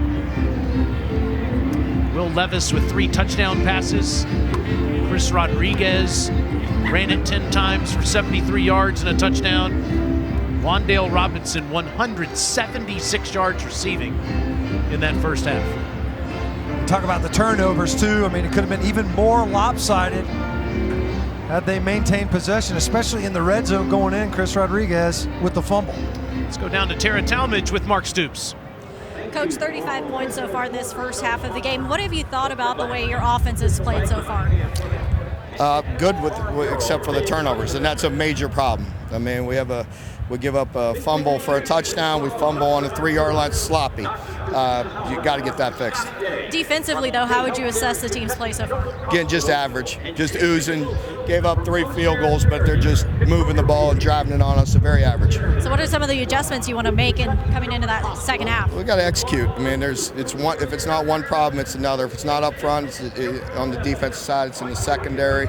Not everybody on the same page. We just got to play better. All right, Coach, thank you. Thank you. They were up 31-3 at halftime against Vanderbilt last week and didn't finish the game. I'm sure Mark Stoops is going to say finish the game regardless of the opponent. Peter Burns back in the studio with all his buddies for the halftime report. Well, at least 2 of them. I'll let you decide which ones those are. Welcome into the Network Football presented by Allstate. The Kentucky Wildcats lead New Mexico State 35-16 as we get ready to start the third quarter. It's time for our celebration moment brought to you by Allstate. Well, it started early, you know, some turnovers, one for Kentucky going the other way, and this time the Kentucky defense with a pick 6. Hadn't seen a lot of interceptions out of the secondary this year. And then Justin Rigg on the receiving end off of an RPO, and then again, a second touchdown. His first multi-touchdown game in his long career here at Kentucky, 6 years. And he's able to put a couple in the end zone for a Wildcat offense. Really, Taylor, I felt like all first half didn't really look like it was consistently in sync. It was kind of sloppy early on with the snap that went through Levis's hands, and then defensively they let some yards leak as well. It's a beautiful vest. I really Thanks, like it. Pal. It's yep, vintage. 1989. Well, on Senior Day, that's a great way to celebrate if you're Justin Rigg. I know that the whole team wants to celebrate a complete performance, though. They didn't get that against Vandy last week. No, it's a finishing thing more than anything else. Last week they scored the 3 points in the second half after sprinting out to a lead, but it wasn't a convincing close to that football game, and Coach Stoops talked about it. Something that he is seeking is a complete performance from his team. They got to tighten some things up here in the second half. On the first possession, Trevor Brohard, a scoop and score, gave New Mexico State the lead. Wan'Dale Robinson is having one of the greatest seasons any Kentucky receiver's ever had. In the first half, 176 yards receiving. And again, that's just crazy at the bottom. -13. Usually if you're -13, it means your record is 3-7 instead of 7-3. Yeah. It's impressive what they've overcome, given how badly they've lost the turnover battle this year. Rodriguez doesn't get much. He had 73 yards rushing in the first half. So it was 31-3 against Vanderbilt last week in Nashville. And Kentucky got outscored 14-3 by the Commodores in the second half. And that's one of the first things that Mark Stoops mentioned to us in his call this week, Stench, is we didn't put an entire game together. We've got to do that against New Mexico State. And here's their opportunity. An inauspicious start, obviously, a 0-yard gain with a free linebacker, Trevor Brohard, in the hole. Levis, downfield throw is out of the reach of Isaiah Cummings. Third down. Defender underneath that throw as well, and Giacalone. He could have come up with that one.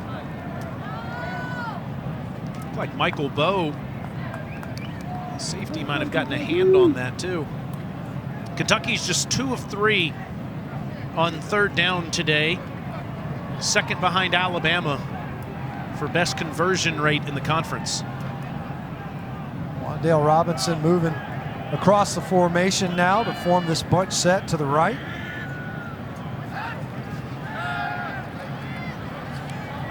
Clean pocket, and the ball thrown behind Ali is intercepted by Nick Giacalone.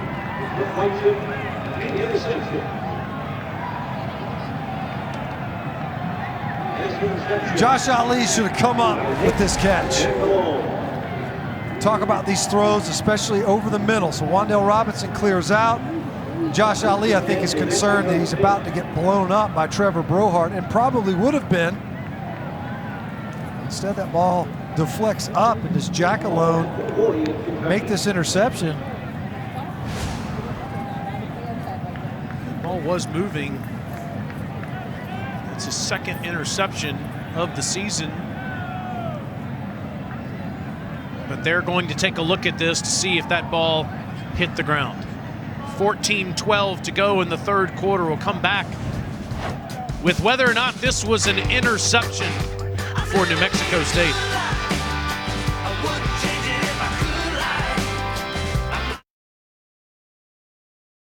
While we were gone, they took a look at this and they overturned it. Incomplete pass. Nick Giacalone not able to control the football, and a part of it hit the ground there, Stench.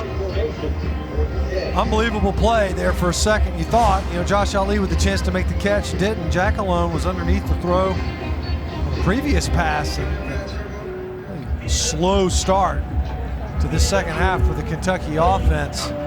Unblocked defender on the first play, and you end up 2 snaps later lucky to punt this ball away. That's the second straight week that New Mexico State's had a turnover that's overturned against them. They almost blocked Colin Goodfellow's first punt. This one is clean. Dies at the 39-yard line. Another short punt for Kentucky.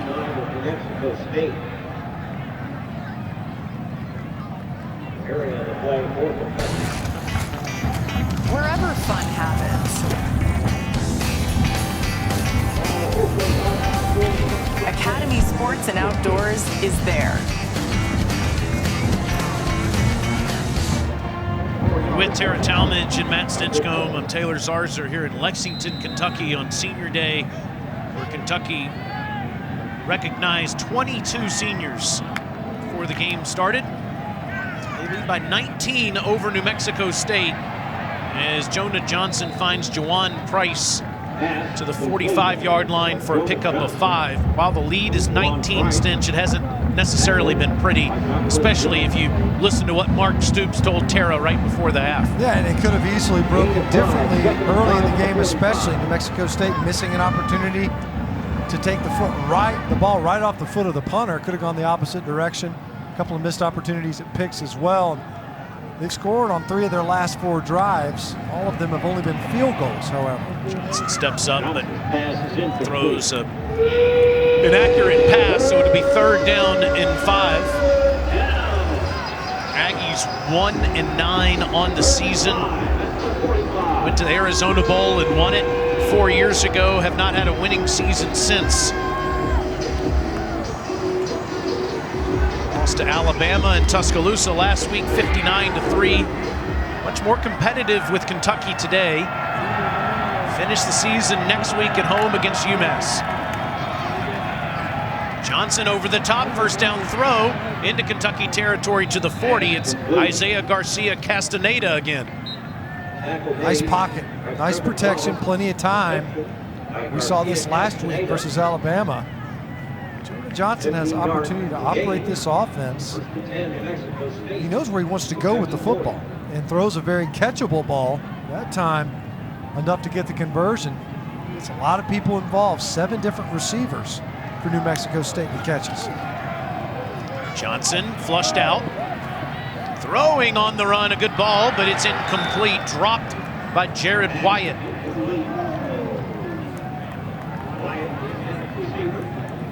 Huge missed opportunity here for the Aggie offense.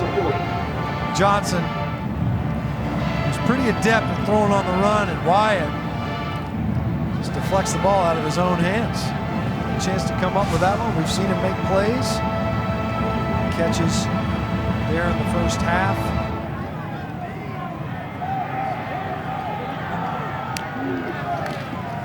Johnson fakes the run, throws over to his sideline and down to the 38-yard line is P.J. Johnson III, the freshman from Lake Charles, Louisiana. 3rd down at the 38-yard line, could be 4 down territory for Doug Martin's offense. We saw it there in the first half. They ran the ball on 3rd down, worked it towards the middle of the field. We were thinking at the time when they handed it off, okay, they must be thinking 4 down territory. They tried for the field goal. I agree with you, Taylor. Chance that if he runs this football, he's thinking 4 down territory for sure if they come up short and don't get the conversion. Johnson, the junior from Madeira, California. Quickly flushed out, incomplete, looking for Garcia Castaneda. Pressure by Jared Casey on the play. 4th down. That was kind of a pick your poison pickup that time for New Mexico State up front. And they had 2 linebackers lined up on either side of Eli Johnson. Eli Johnson worked to his left, picked up Jacquez Jones, and instead Jared Casey runs free. It's a little surprising at the Kentucky 38-yard line that Doug Martin's going to bring the punting team on the field. Josh Carlson try to pin Kentucky deep. He's got 2 inside the 20 this year. And this one is at the 10-yard line. Kentucky up 19. They need some juice on offense here in Lexington.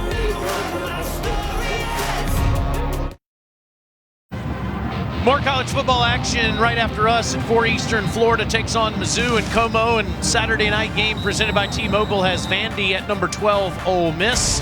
2 5-5 teams going up next with Dave, Deuce, and Andrea. Then Tommy, Jordan, and Cole tonight have the Commodores and the Rebels senior day in Oxford, 7:30 Eastern on SEC Network. You think Matt Corral, the quarterback at Ole Miss, is still in the Heisman conversation? You know what? Who isn't in the Heisman conversation right now? Have they pared that list down? Do we know? Yeah, I think he is. I mean, obviously, I don't think he's got a chance to win it given the time that he's missed. You know, declared that he will be entering the NFL draft, thanking the Ole Miss fan base. and his coaches there. Heck of a year for number 2, the quarterback at Ole Miss. Chris Rodriguez gets a couple. He did have one long run, Rodriguez did, but he's had trouble getting going today. We were talking about Corral. Here's his numbers, one of 3 FBS players to have over 2,500 yards passing and 500 yards rushing. First ever Rebel with at least 20 passing touchdowns and 2 or fewer interceptions. Can do that tonight. True dual threat player too. A guy that can run and pass here, and Will Levis. Matt Corral's taken it to the next level with his production that he's had this year. On a 2nd and 7, Ali makes the catch and dives out of bounds, close to a first down. DJ McCullough pushing him out. It is, in fact, first down Kentucky. Nice catch, sticks awareness that time by Josh Ali. We had a near pick on the previous possession, resulted in a Kentucky punt. Time secures the catch well. Offense looking to kind of get their sea legs back underneath them after that slow start. Rodriguez around the right side near the 30-yard line. Will Levis today, 14 of 21 passing, 295 yards and 3 touchdowns. Ran it for 9 yards as well. A great dual threat option in Kentucky's offense, but I still am a bit distracted about his off-field interest. I support the Boston sports fan in him, but the banana eating, the mayo in his coffee have been some head-scratching moments we've witnessed this year with Mr. Levis. Rodriguez first down. Yeah, you kind of got to wonder, a little bit, a little kooky. The way that guy runs, he's got that kind of John Riggins finish to some of his runs. Touchdown throw to Justin Rigg. Finds Rigg again later on. Some nice throws downfield. Hasn't always been on target. Really athletic throw to Josh Ali on that touchdown. Maybe an even more athletic touchdown celebration. Knocked to the turf.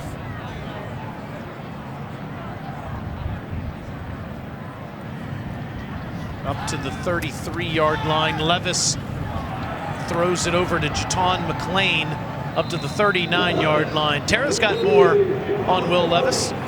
You know, he actually has a really interesting tattoo. It says, "Be strong and do not give up, for your work will be rewarded." He did that because of his grandfather. He was his neighbor growing up, and his grandpa is one of his idols. He really taught him a lot about the sport of football. And he also told him not to give up. That was the sentiment that he was always telling him. Of course, they were some long-winded stories, but Levis said that he eventually came to really appreciate those stories, and that's why he got the tattoo. Sneed name always will carry his grandfather with him as McClain loses yards. As Brohard is in the backfield, it'll be 3rd down for Kentucky. Levis comes from quite the lineage, too, in his family that have played football for 4 generations at the collegiate level. Pretty athletic, right? I mean, that family in general, accomplished at that. You see his dad, former tight end.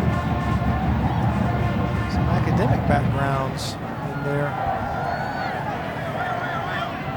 Big Red of Cornell, Bulldogs of Yale. 3rd and 4 for Levis here, standing tall, throws a good ball for a first down. Ali makes the man miss, and he's going to take it to the house. Josh Ali with his 2nd touchdown of the day. 62 yards.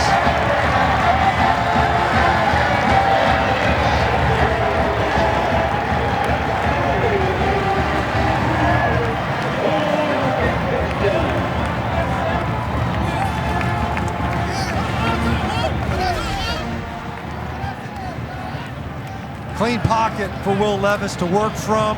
Plenty of time. Josh Ali secures the catch.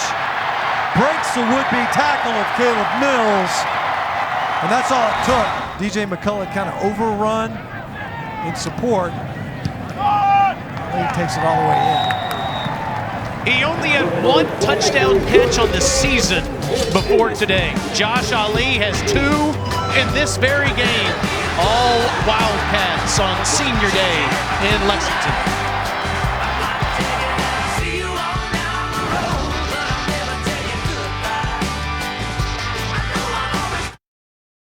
Time for the AT&T 5G studio update. Will Rogers' day is done in Starkville, 391 yards. Congratulations, Chiz. That was a nice call there. How about Dylan Johnson, 32-yard touchdown, the longest run for a Mike Leach offense in 2 years, 49-zip, all of Mississippi State. That's fantastic. 42-16 here. By the way, we were with Dana Holgerson, the Houston head coach, a few weeks ago. He used to be a Mike assistant. And he said, we can run the football here. He'd say that in Coach Leach's headset. And Coach Leach would respond by asking him what kind of Mexican restaurant he wanted to go to after the game. I didn't hear you. Sorry. So what was that? What was the run call you wanted? Yeah, chips and salsa? Holga was terrific with the Leach stories. We can run it here. We can also punt it if you want. All kinds of options. Former Kentucky assistant Mike Leach. Johnson squeezes it in there again in that Kentucky secondary. Garcia Castaneda with another grab up to the 43-yard line. Pickup of 18. We start late in that second quarter. Mexico State starting to move the football. Stoops talked about this defensively. When Tara was asking him going into half, what about your defensive performance? Just average. We want to let them move the football, and he's right. It's a fair assessment. Nice throw and catch that time from Jonah Johnson. I have to think next week will be a different kind of feeling over in Louisville. Juwan Price with the catch. Only gets a couple, especially after what Malik Cunningham did to Duke on Thursday night. Louisville's bowl eligible at 6-5. First time you've had the Governor's Cup rivalry game in 2 years. Didn't get to have it because of COVID last year. Imagine Papa John Stadium will be rocking next Saturday. That was an unbelievable performance by Cunningham, wasn't it? Johnson throws on the run again, and this ball dropped. Nice defensive play there by Devontae Robinson. Here's a series history with Kentucky and Louisville. The Wildcats have taken the lead 17-15 by winning each of the last two. The Stoops era, especially since 2016, have all of a sudden become the puncher in the series. Yeah, winning 3 of the last 4. A lot of things have changed under Mark Stoops into Kentucky's favor. On 3rd and 9, Cats defense able to get off the field. Garcia Castaneda, the intended receiver, Khalil Saunders in the backfield, shoving Johnson to the ground. Jonah Johnson's a tough kid though, man. There's no doubt. That time, throwing under duress, lucky to even get that football off as the Wildcat defense collapsed on his throwing position.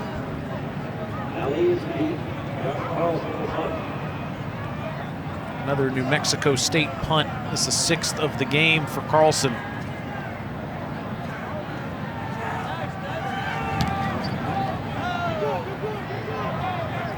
He fields it at the 14. Tripped up at the 19-yard line. We were talking about the other night, you see an injury to a New Mexico State player. That is Dylan Zalezi.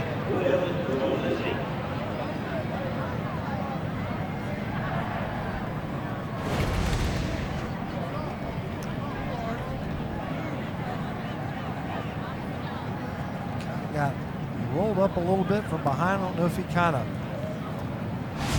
strained or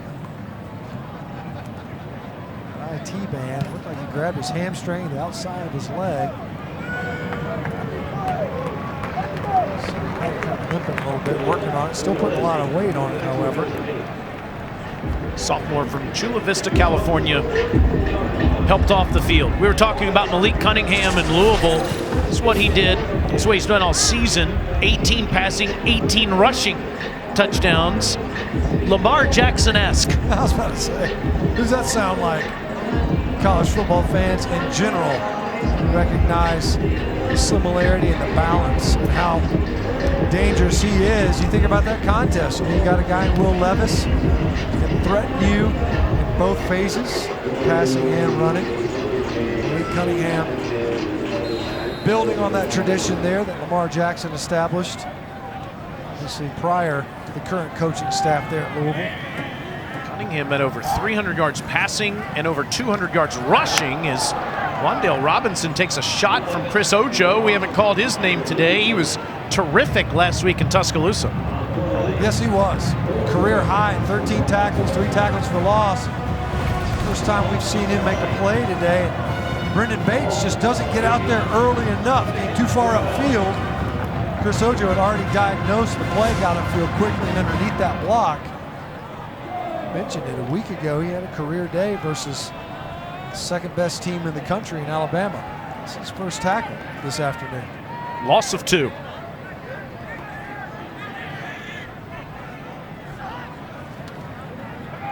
This is in trouble again. Scampers out of there and almost threw it to Ojo that time. 3rd and 12. Pressure right now. There's pressure right away. He kind of half rolls out of the pocket, but watch. Pressure comes between Horsey and Rosenthal, 68-51. You see right there, almost immediately, right upfield, Jockalone does a great job of getting that pressure, getting Will Levis off out of the pocket. 3rd and 12 now. Back at the 17-yard line.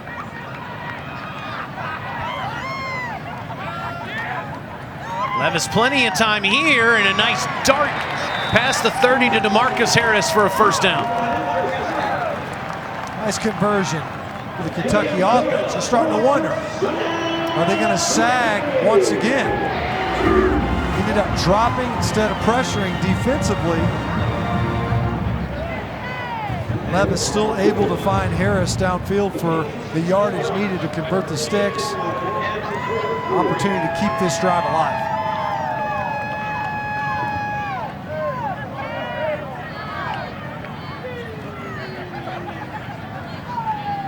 See this very often, but Levis under center behind Luke Fortner. Play action, waiting to throw the deep ball. Wan'Dale can't get a hand on it.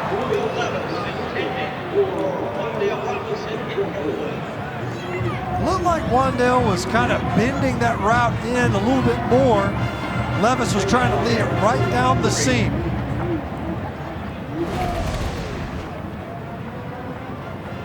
See at the end, Wan'Dale was trying to run a skinny post, and instead that ball kind of followed the track more out towards the hash mark. It's a little too much distance for Wan'Dale to be able to make an adjustment on it. He, no doubt, was open behind the secondary. 8 explosive plays in the game, mostly to Wan'Dale Robinson. Levis takes off, takes a hit, actually delivers one really up to the 35. Chris Ojo was ready to give the hit. This guy, he is built like a brick house. Bam. No one, he ran that ball like a running back. You see him switch hands? So watch him move the ball to his inside arm away from the tackle. That's the instinct of a running back. And he finishes his runs a lot of times like a running back. You have to know, though, on that Kentucky sideline, they're holding their breath collectively every time he does that. 3rd down, needing to get past the 43-yard line. Levis to Ali, turn and catch and a first down. Boy, is he good at that. The yards after the catch, it led to the touchdown a couple of drives ago, making a man miss, and it leads to a first down here, 14 more. Mexico State went with a similar pressure look. See those linebackers on either side of the center? That time they pick it up pretty good. Ball comes out quickly. You could see Jaton McClain kind of cheated up to help with that protection. He got away with a little tug off the edge in their pass pro. Out near midfield. Fake to McLean. Deep shot again, and it's Ali who sits down in the New Mexico State secondary. And with that throw, Levis is the first quarterback to throw for 400 yards since Andre Woodson did it 14 years ago against Tennessee. About that. Almost did it in the season opener, and if he had, he forced his head coach to eat a banana with the peel on it. Instead, he got pulled from the game before that happened. Intentionally, too. Yeah, there they are. It's the Banana Bunch, whatever they call themselves. 412 yards passing for Will Levis. We're only in the third quarter. Wanting more. To the end zone, and it's picked off. J.J. Derville stepped in front of it and picks it off for New Mexico State. That throw was not there, it never was. This is one of those where Liam Cohen talks about it. A shot called is not a shot taken. So just because I put it in there, that does not mean you have to take that shot. A couple of times on this drive where we see it, they push the ball downfield with success, then you get greedy, you're trying to force this ball in. Watch this, you got coverage over top and then underneath, and what you end up having is the defender work underneath this route. There's time. Going the other way, and that ball's ends up being placed on the 1 yard line for New Mexico State. Not so sure that it's tackled in the end zone. Looked like, yeah, this should be a touchback. This is forward progress, stopped at the 1. Regardless, that's New Mexico State's football, and another turnover for Kentucky. It's their third of the day. They're minus 14 on the season now. And Johnson calls his own number and gets up to the 3. Yeah, I didn't see where New Mexico State possessed this football on the field of play. Regardless, that's just wild. So they're on the 1 yard line here. Watch the interception is made. Yep, he did possess it. Took 2 steps before he entered into the end zone. Didn't try to bring it back out. Regardless, another incredibly frustrating turnover as you're in scoring position. And Mexico State Aggie looks like, I can't tell, is that Eli Johnson maybe? The center getting worked on. It is. It's Eli Johnson, transfer from Ole Miss. Get that coming out offense, right? So you're on the 1 yard line. It's kind of like the goal line. Very similar. It's physical run plays almost always. You're trying to get a little breathing room for your offense. Eli Johnson up on his feet now, looking over to that Kentucky huddle. If something happened at the end of this play. Watch him right there in the middle, and it's just a scrum, and now he just gets kind of torqued, twisted, of course, at the bottom of that huge pile.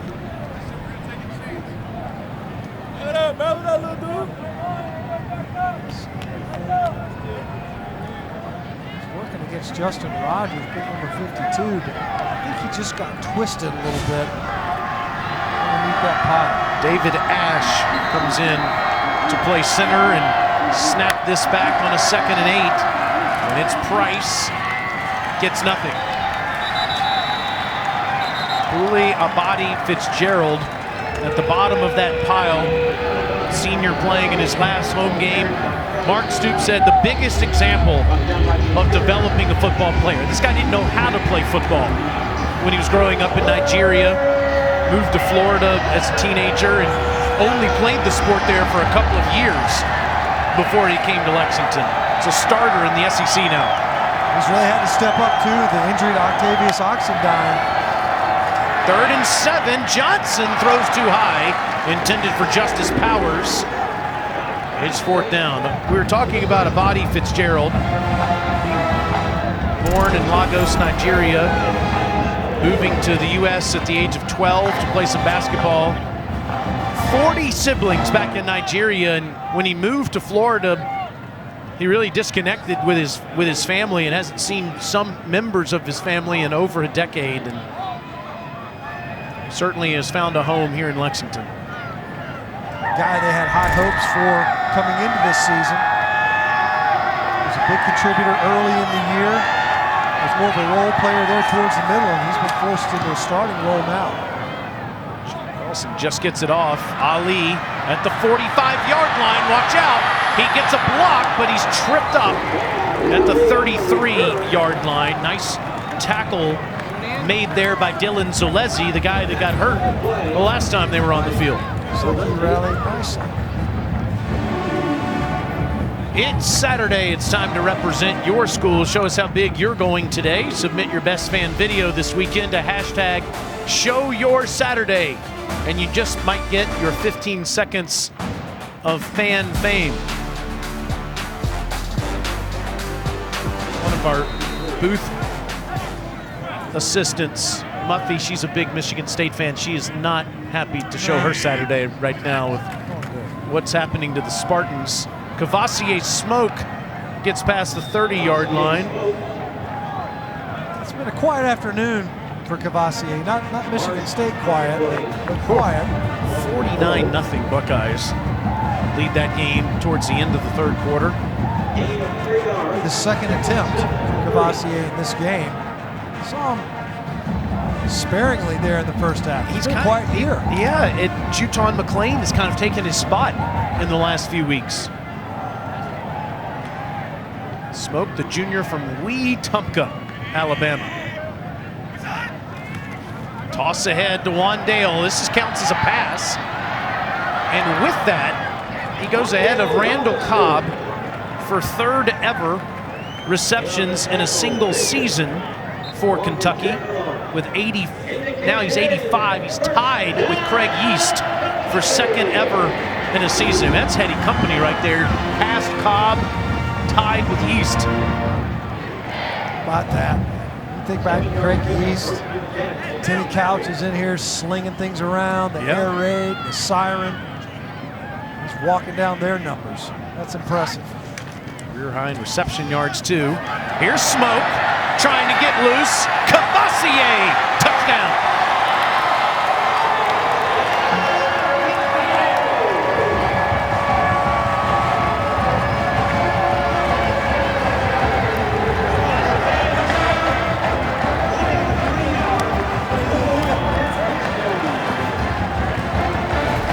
Talked how quiet the afternoon's been. Another patient run. He's led through the hole by Brendan Bates. Does a good job of finding work downfield. It's just enough of DJ McCullough and pour one out for Cavassier. Gets into the end zone. Wow. Making those touches count. Ninth play of 20 yards or more. That's the longest run. Most of them have been passes. Tim Meadows reference, is that what that was from Saturday Night Live? Can't remember, hard to say. Last week I got a lot of response to your Theodore, Alabama is a suburb of Mobile comment.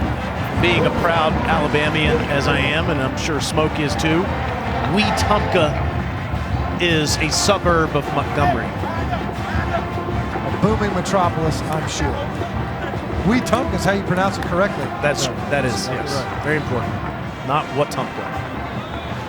One of their favorite sons getting in the end zone for the Wildcat offense. You mentioned, you said it earlier, Juton McClain getting more looks offensively. Cavassier asserting himself, reminding folks that he's in that backfield too. So options for Liam Cohen and Mark Stoops. 49-16 score. Chance Poor getting ready to kick another one off.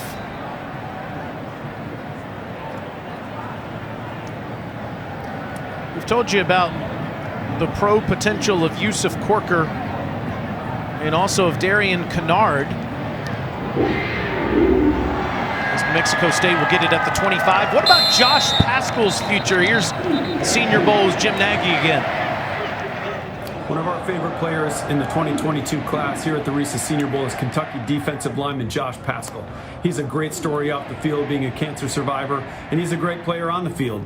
At 6'2.5", 270 pounds, he's a little undersized, but you put on the tape and he is super instinctive, he's slippery, he plays really hard, and he's just kind of that movable chess piece. A little bit of a tweener, but in a good way. You can move him up and down the line and he's going to make plays, which he'll do down here at the Reese's Senior Bowl. We'll play him at defensive end, defensive tackle, to let him showcase his versatility. He's the ultimate tweener. But that's sometimes thought to be a negative, not here. Nice play on the throwback. When you watch Josh Paschal, and it really is, he's just productive. You know, he's talented, but more than anything, he's active. And that's not just to say, I'm not trying to say he's like a high motor guy. That's kind of a backhanded compliment. Oh, he's kind of a try-hard guy. No, this guy's got talent. 6 tackles, 1.5 tackles for loss, including a sack here in this afternoon alone. But there's nothing, physically you look at him and he's impressive, but it's not overwhelming. And as Jim pointed out, he's not real wide, so you think you put him in a defensive tackle, he might get bounced a little bit, but you think that this guy can win. There's no doubt. You put him over an offensive guard, that's an athletic mismatch. Brad White, the defensive coordinator, said that man drains the tank every single time. His Wildcats are up 49-16 going to the fourth.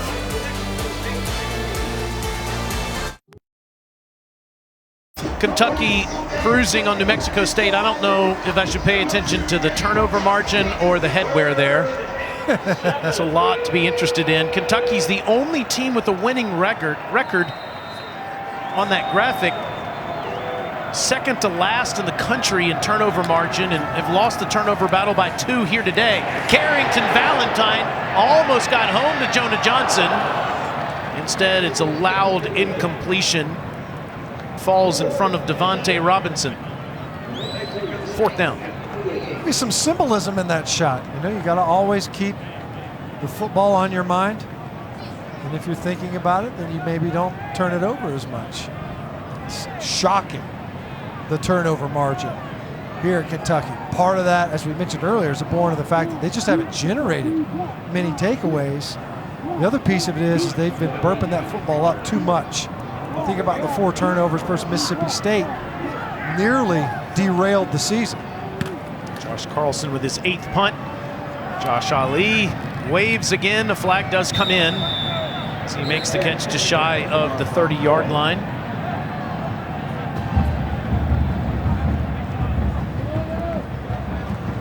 See that graphic again. Arizona stench is 1-10. Jed Fish's first season. Butch Davis dismissed as the head coach at FIU, 1-9. All those other teams with losing records. Indiana's had a disastrous season after a big year last year.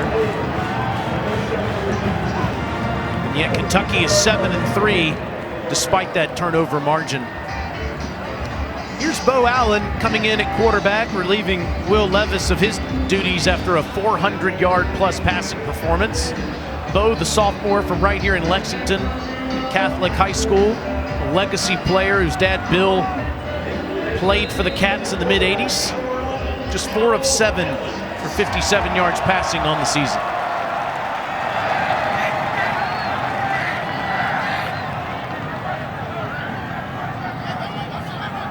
He's got the starting tailback that he hands it off to, Chris Rodriguez, and Chris goes ahead for 2. Starting offensive front still in there as well. In front of Bo Allen. Opportunity to get in there, get some meaningful reps. Looks to be a full quarter's worth of play ahead of him. I think you can speak to this given your Georgia roots, playing for the University of, especially if you're a guy like Bo growing up in Lexington. You've been a lifelong Kentucky fan. It's just extra juices that flow when you get that out there on the field. Allen winds up, nice ball to the sideline to DeMarcus Harris for a first down. There's no doubt, look at the smile on his face, fired up. It's a nice completion down there along the boundary. You said it, you grow up right here in this town, which I can only imagine only further amplifies the sentiments when you get out there on the field wearing the jersey, the uniform of the team you grew up supporting. And at such an important position like quarterback.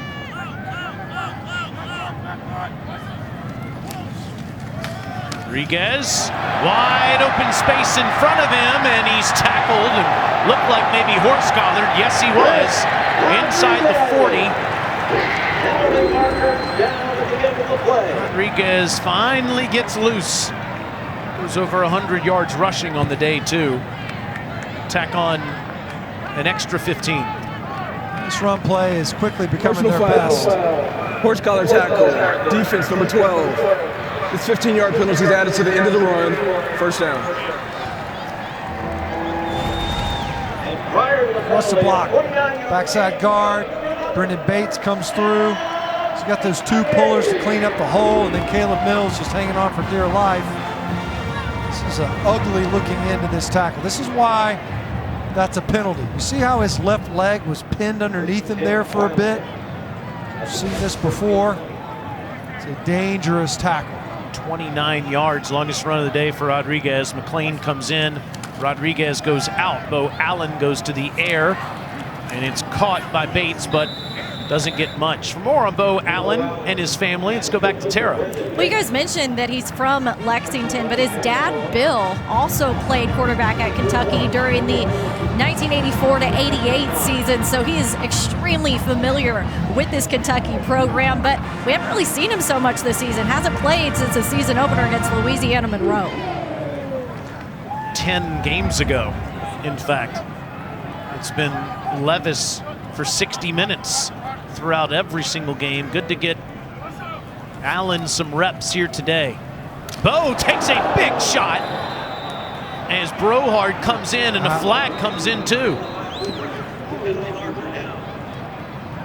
Foul, targeting, defense number 80. The previous play is under further review. How about the game that Travis Brohard has had? He's been involved in some big plays. Trevor, rather. Had a fumble recovery for a touchdown, but he might be missing the rest of this game if they uphold this foul. Brohard with a shot on Bo Allen. Let's see if he sticks around in just a moment.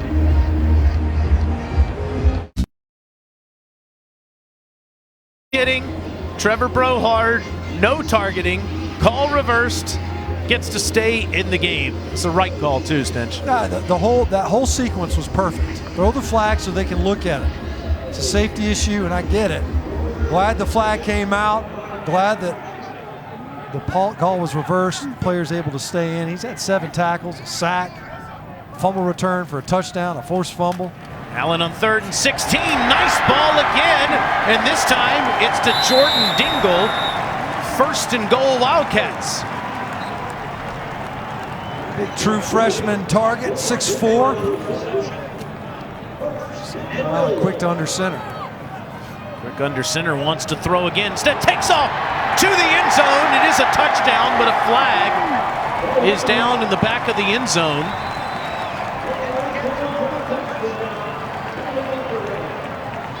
End up maybe with defensive holding here. Holding. Defense number 5. That penalty is declined. Result of the play, touchdown. Bo Allen's first collegiate touchdown. I think his teammates love him. Look at this. So Darian Kennard come over. Everybody's fired up. Bo Allen get in the end zone. Will Levis coming over there to celebrate with him.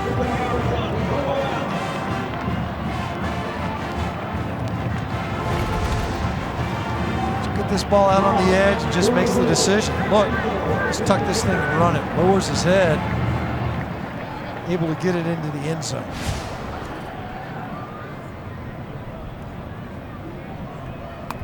Big moment for the Lexington product.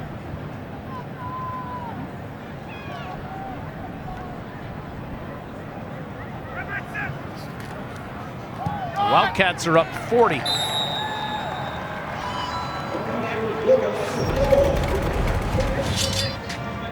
Bo Allen takes off, gets the touchdown.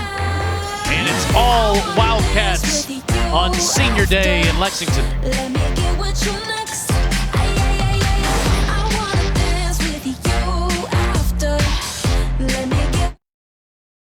SEC Network Football is presented by Allstate. Save money like a champion with Allstate. And in part by B. It's what's for dinner. All these seniors have laid the foundation for Kentucky football. It's been a big turnaround for Mark Stoops in the last 5 years. Guys like Yusuf Corker have turned Kentucky into a winner. It's something that'll stay with them forever.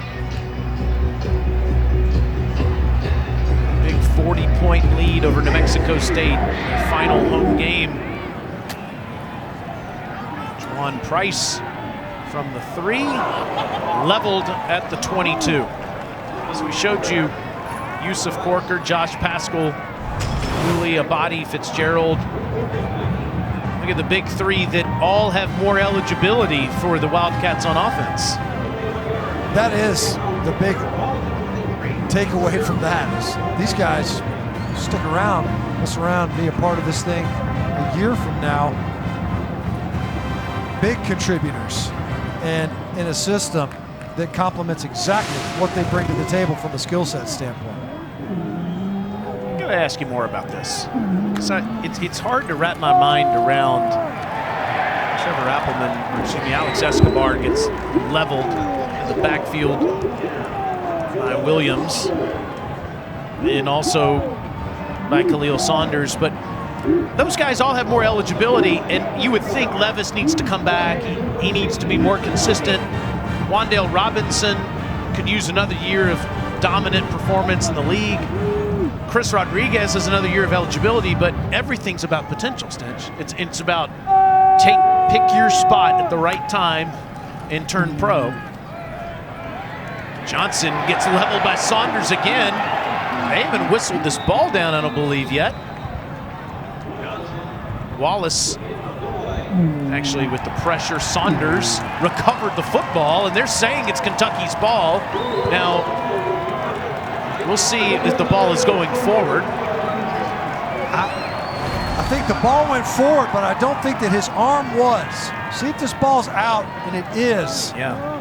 He didn't have possession of the ball when it starts to move forward. It ended up just being Johnson's forearm, it looked like, after he had lost possession of the football. Great job by the officials on the field allowing this to play out. Whistle dead immediately, the immediate continuing action, afford the defense a chance, or the offense for that matter, to recover this ball as if it were live. No whistles, as you pointed out, Taylor. Kentucky recovered that football, and it was clearly out before Lane Johnson was moving his hand forward. Under duress most of the afternoon. And the people upstairs reviewed it and saw what you saw at Stinch. Kentucky gets it. So Trevin Wallace forcing that fumble. He had the recovery on the blocked field goal that Paschal blocked against Florida for a touchdown. Josh Allen gets to play some more. Lavelle Wright with the carry. Bo Allen handing it off to Lavelle Wright for a few. Did I just try to put Josh Allen at quarterback? You could have. Yeah, I guarantee the Kentucky fan base would be fired up. Josh Allen would be interesting at quarterback. Should be Josh Allen, the defensive end outside linebacker. Who had a sack on the Josh Allen, the Buffalo Bills quarterback, a few weeks ago. It's like looking in the mirror, man. But when you think about those positions, as you mentioned it before, Chris Rodriguez, Will Levis. Wright's running hard. First and goal. How about that finish to that run? Wan'Dale Robinson. The other element, too, is you look at your position in this draft. And how deep is it? Jim Nagy was talking about it a second ago. As you see Wright just punishing defenders. A full head of steam. Get them to stop their feet. Dalton Bowles on the receiving end of that run from Wright. Freshman from Louisville gets the carry again, and stays on his feet all the way inside the 5.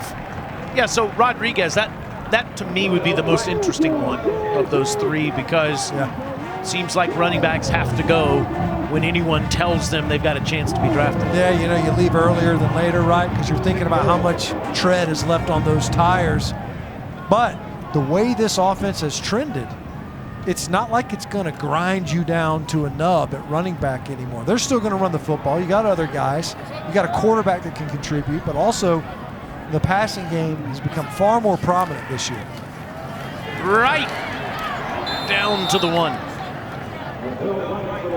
Well, that's a big key for Kentucky next year, is if they get Levis, Rodriguez, Robinson all back in this offense, then you can expect them to have a legitimate, or maybe more legitimate chance to contend with Georgia at the top of the East. Mark Stoops will be the first to tell you, and we need more players. You just, all these guys that have played for Kentucky the last 5 years have clearly laid the foundation to be a winner. But to catch up to Georgia or Alabama or Ohio State or any of the best teams, you got to recruit the same level of talent those teams do. Allen gets it to right, but he's down at the 1, 4th and goal. God, I look at him right saying, just one more time. He was asking for it on the previous snap, got it. He's asking for it again, looking over to the sideline. Give me one more, give me one more. Looks like they're going to accommodate that request. Liam Cohen comes onto the field to give Bo Allen some marching orders. Only 10 seconds left on that play clock. They better go quick. Fake to right. Allen's in trouble. Dumps it off. Incomplete. And New Mexico State forces the turnover on downs. They'll get the ball back with 7:38 left.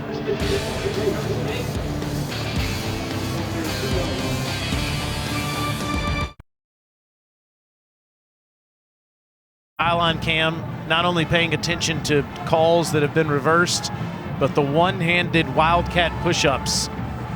56 of them to do today. High five for the Pylon cam. 7:38 left for Kentucky, improves to 8-3 on the season, and a date with those Louisville Cardinals down west of here. Rivalry weekend next weekend. The Egg Bowl on Thanksgiving.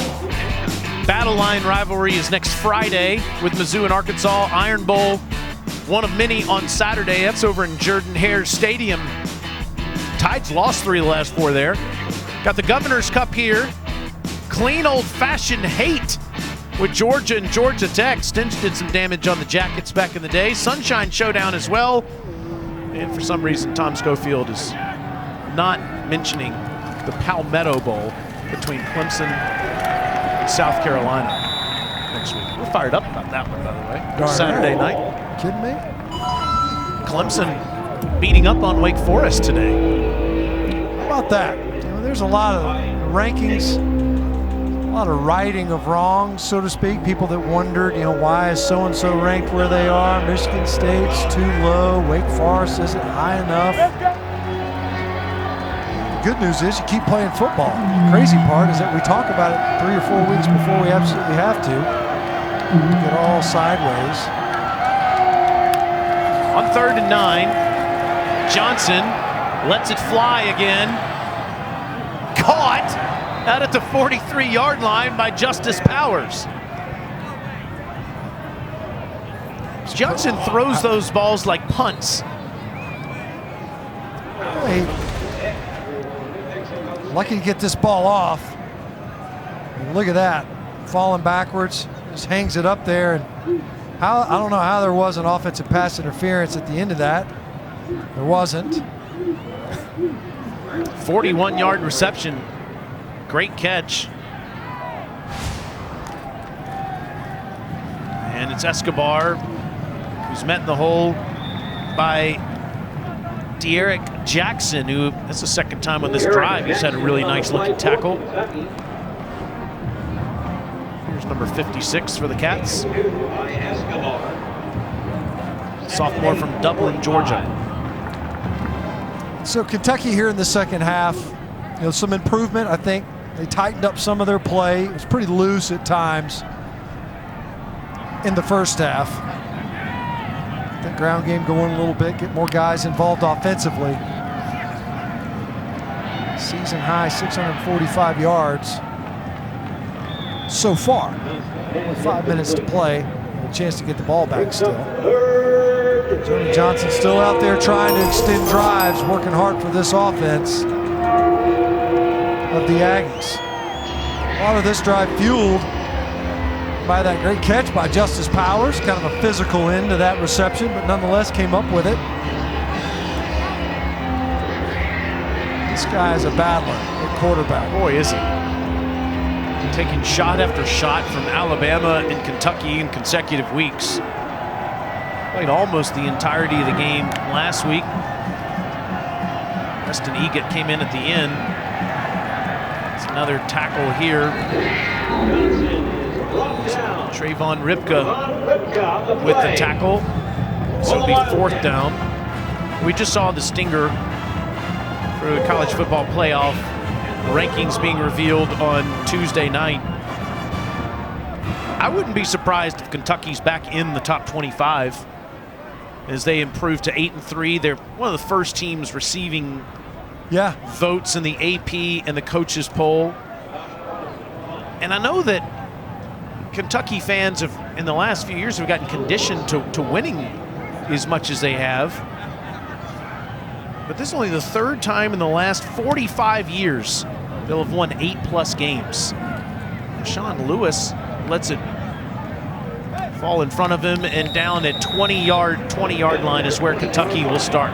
Pretty remarkable what this guy's done. 10 wins a couple years ago, at least 8 in 2021.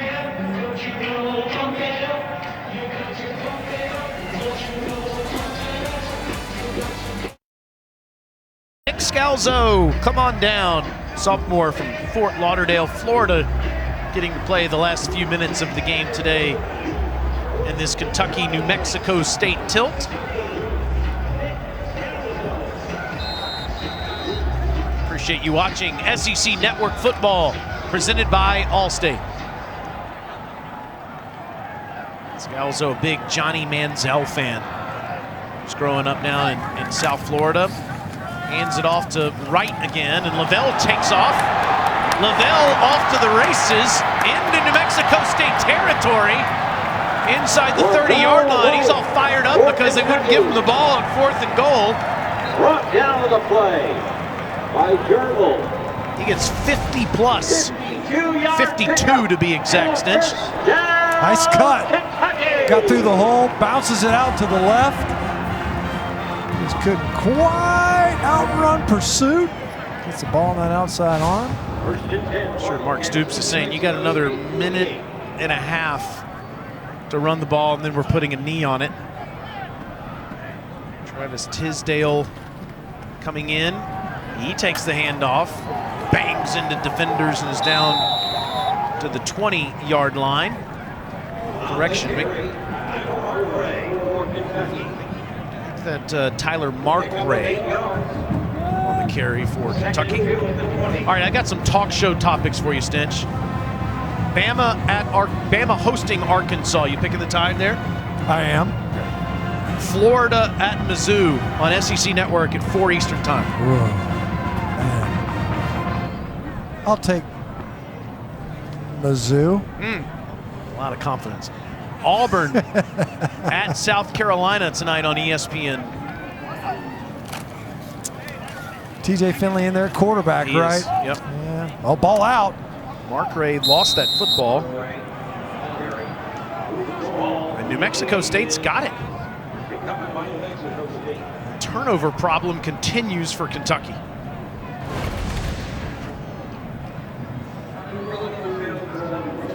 Ball definitely out. Great job of just hatcheting it out right there. This has got to drive Mark Stoops nuts, just seeing this continue to rear its ugly head. It's nice to win by 40, but you want to ice the game, right? You want to finish the game on the field on offense. You get the big run, Lavelle Wright comes out. Instead, you end up with the ball on the ground again. He's over there standing next to Liam Cohen, his offensive coordinator. Let's drop. I'm sorry, who did you pick, Auburn or South Carolina? I'm sorry, we're still talking about that? We are, yeah. Yeah, I'm gonna take. I'll take South Carolina in that one. Gamecocks would become bowl eligible if they Wouldn't that be something? beat Auburn tonight. Every time I've taken Auburn this year, it's gone the other way. So I can't afford to take them again. Tom Schofield feverishly taking notes in our truck. It's the right guard. Moves early. I'm sure next week. False start. Offense number 72. 5-yard penalty. Second down. Even though you won't remember who you picked, Yeah, I'm sure he will. I will say I was unaware I was going to play on this game show today. I got one more really big question for you, and this probably is going to be a longer answer. But Georgia is clearly the front runner to win the national championship this year, something they haven't done in 41 years. Gotten to the game several times since then and had some great teams.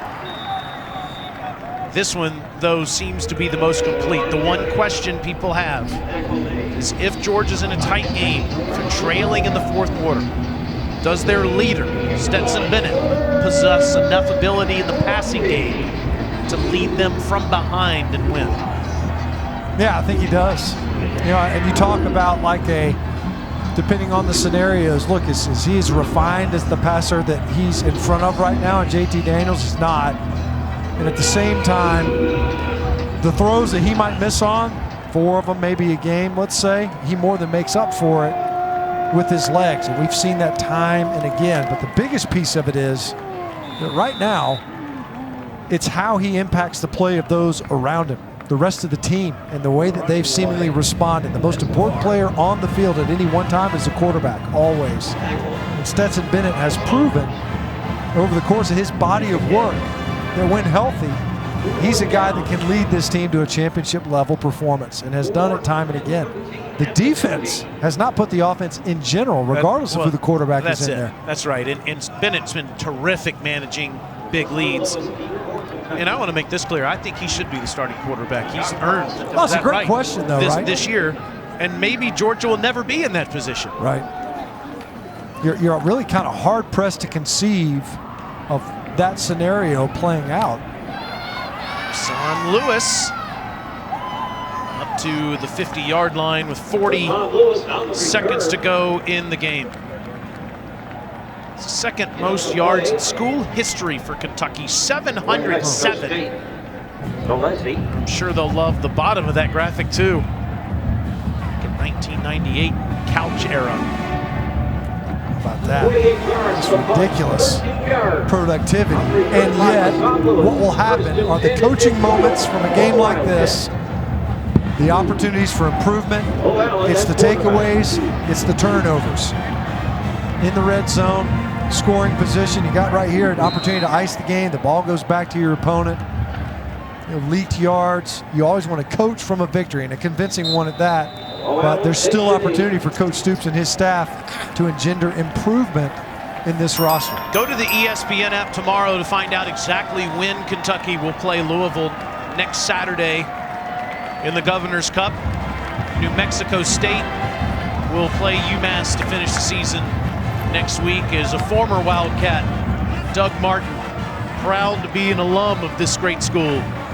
Greets Martin Stoops at midfield, and two have a lot of respect for each other. Stoops, Wandale Robinson, and the Wildcats improved to 8-3 on the year.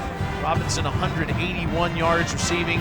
Josh Paschal, such an inspiration to all of us and what he's overcome in his life. Another great day. 6 tackles, a sack, quarterback hurry as well, and Will Levis over 400 yards passing in the game, 419 to be exact, 4 touchdowns. There's Chris Rodriguez, 119 yards rushing and a touchdown. A stat sheet stuffer today for the Wildcats, and Tara Talmadge is down there with Coach Stoops. Coach, a dominant win today. As we talked about at halftime, though, you mentioned it wasn't always pretty. So how did you feel going into that second half? How do you think they improved? Oh, I got on their case at the halftime. We're just a little bit sloppy. You know, we talked about being disciplined and disciplined execution, and we were a bit sloppy in the first half. I was, happy with the way we responded. Guys really played hard in the second half. You know, it was important to get some of these younger guys in the game and get some guys that have been around here for a long time, maybe didn't get a lot of playing time, so worked out good.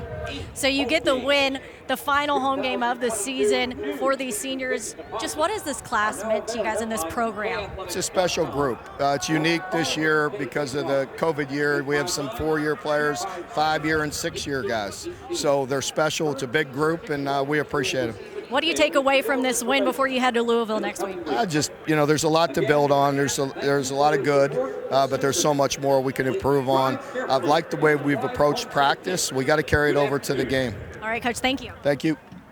Thank you, Coach. Thank you, Tara. Great working with you today, my friend. Happy Thanksgiving to you and to everyone. So thankful for all of our crew as well. Tom Schofield, Dennis Lanius, Mitch Hummer, Jonathan Fader. You guys are outstanding. For Matt Stinchcomb, Russ Moore, and Kevin Maloney, I'm Taylor Zarzer. Send you back to the studio for the post-game report.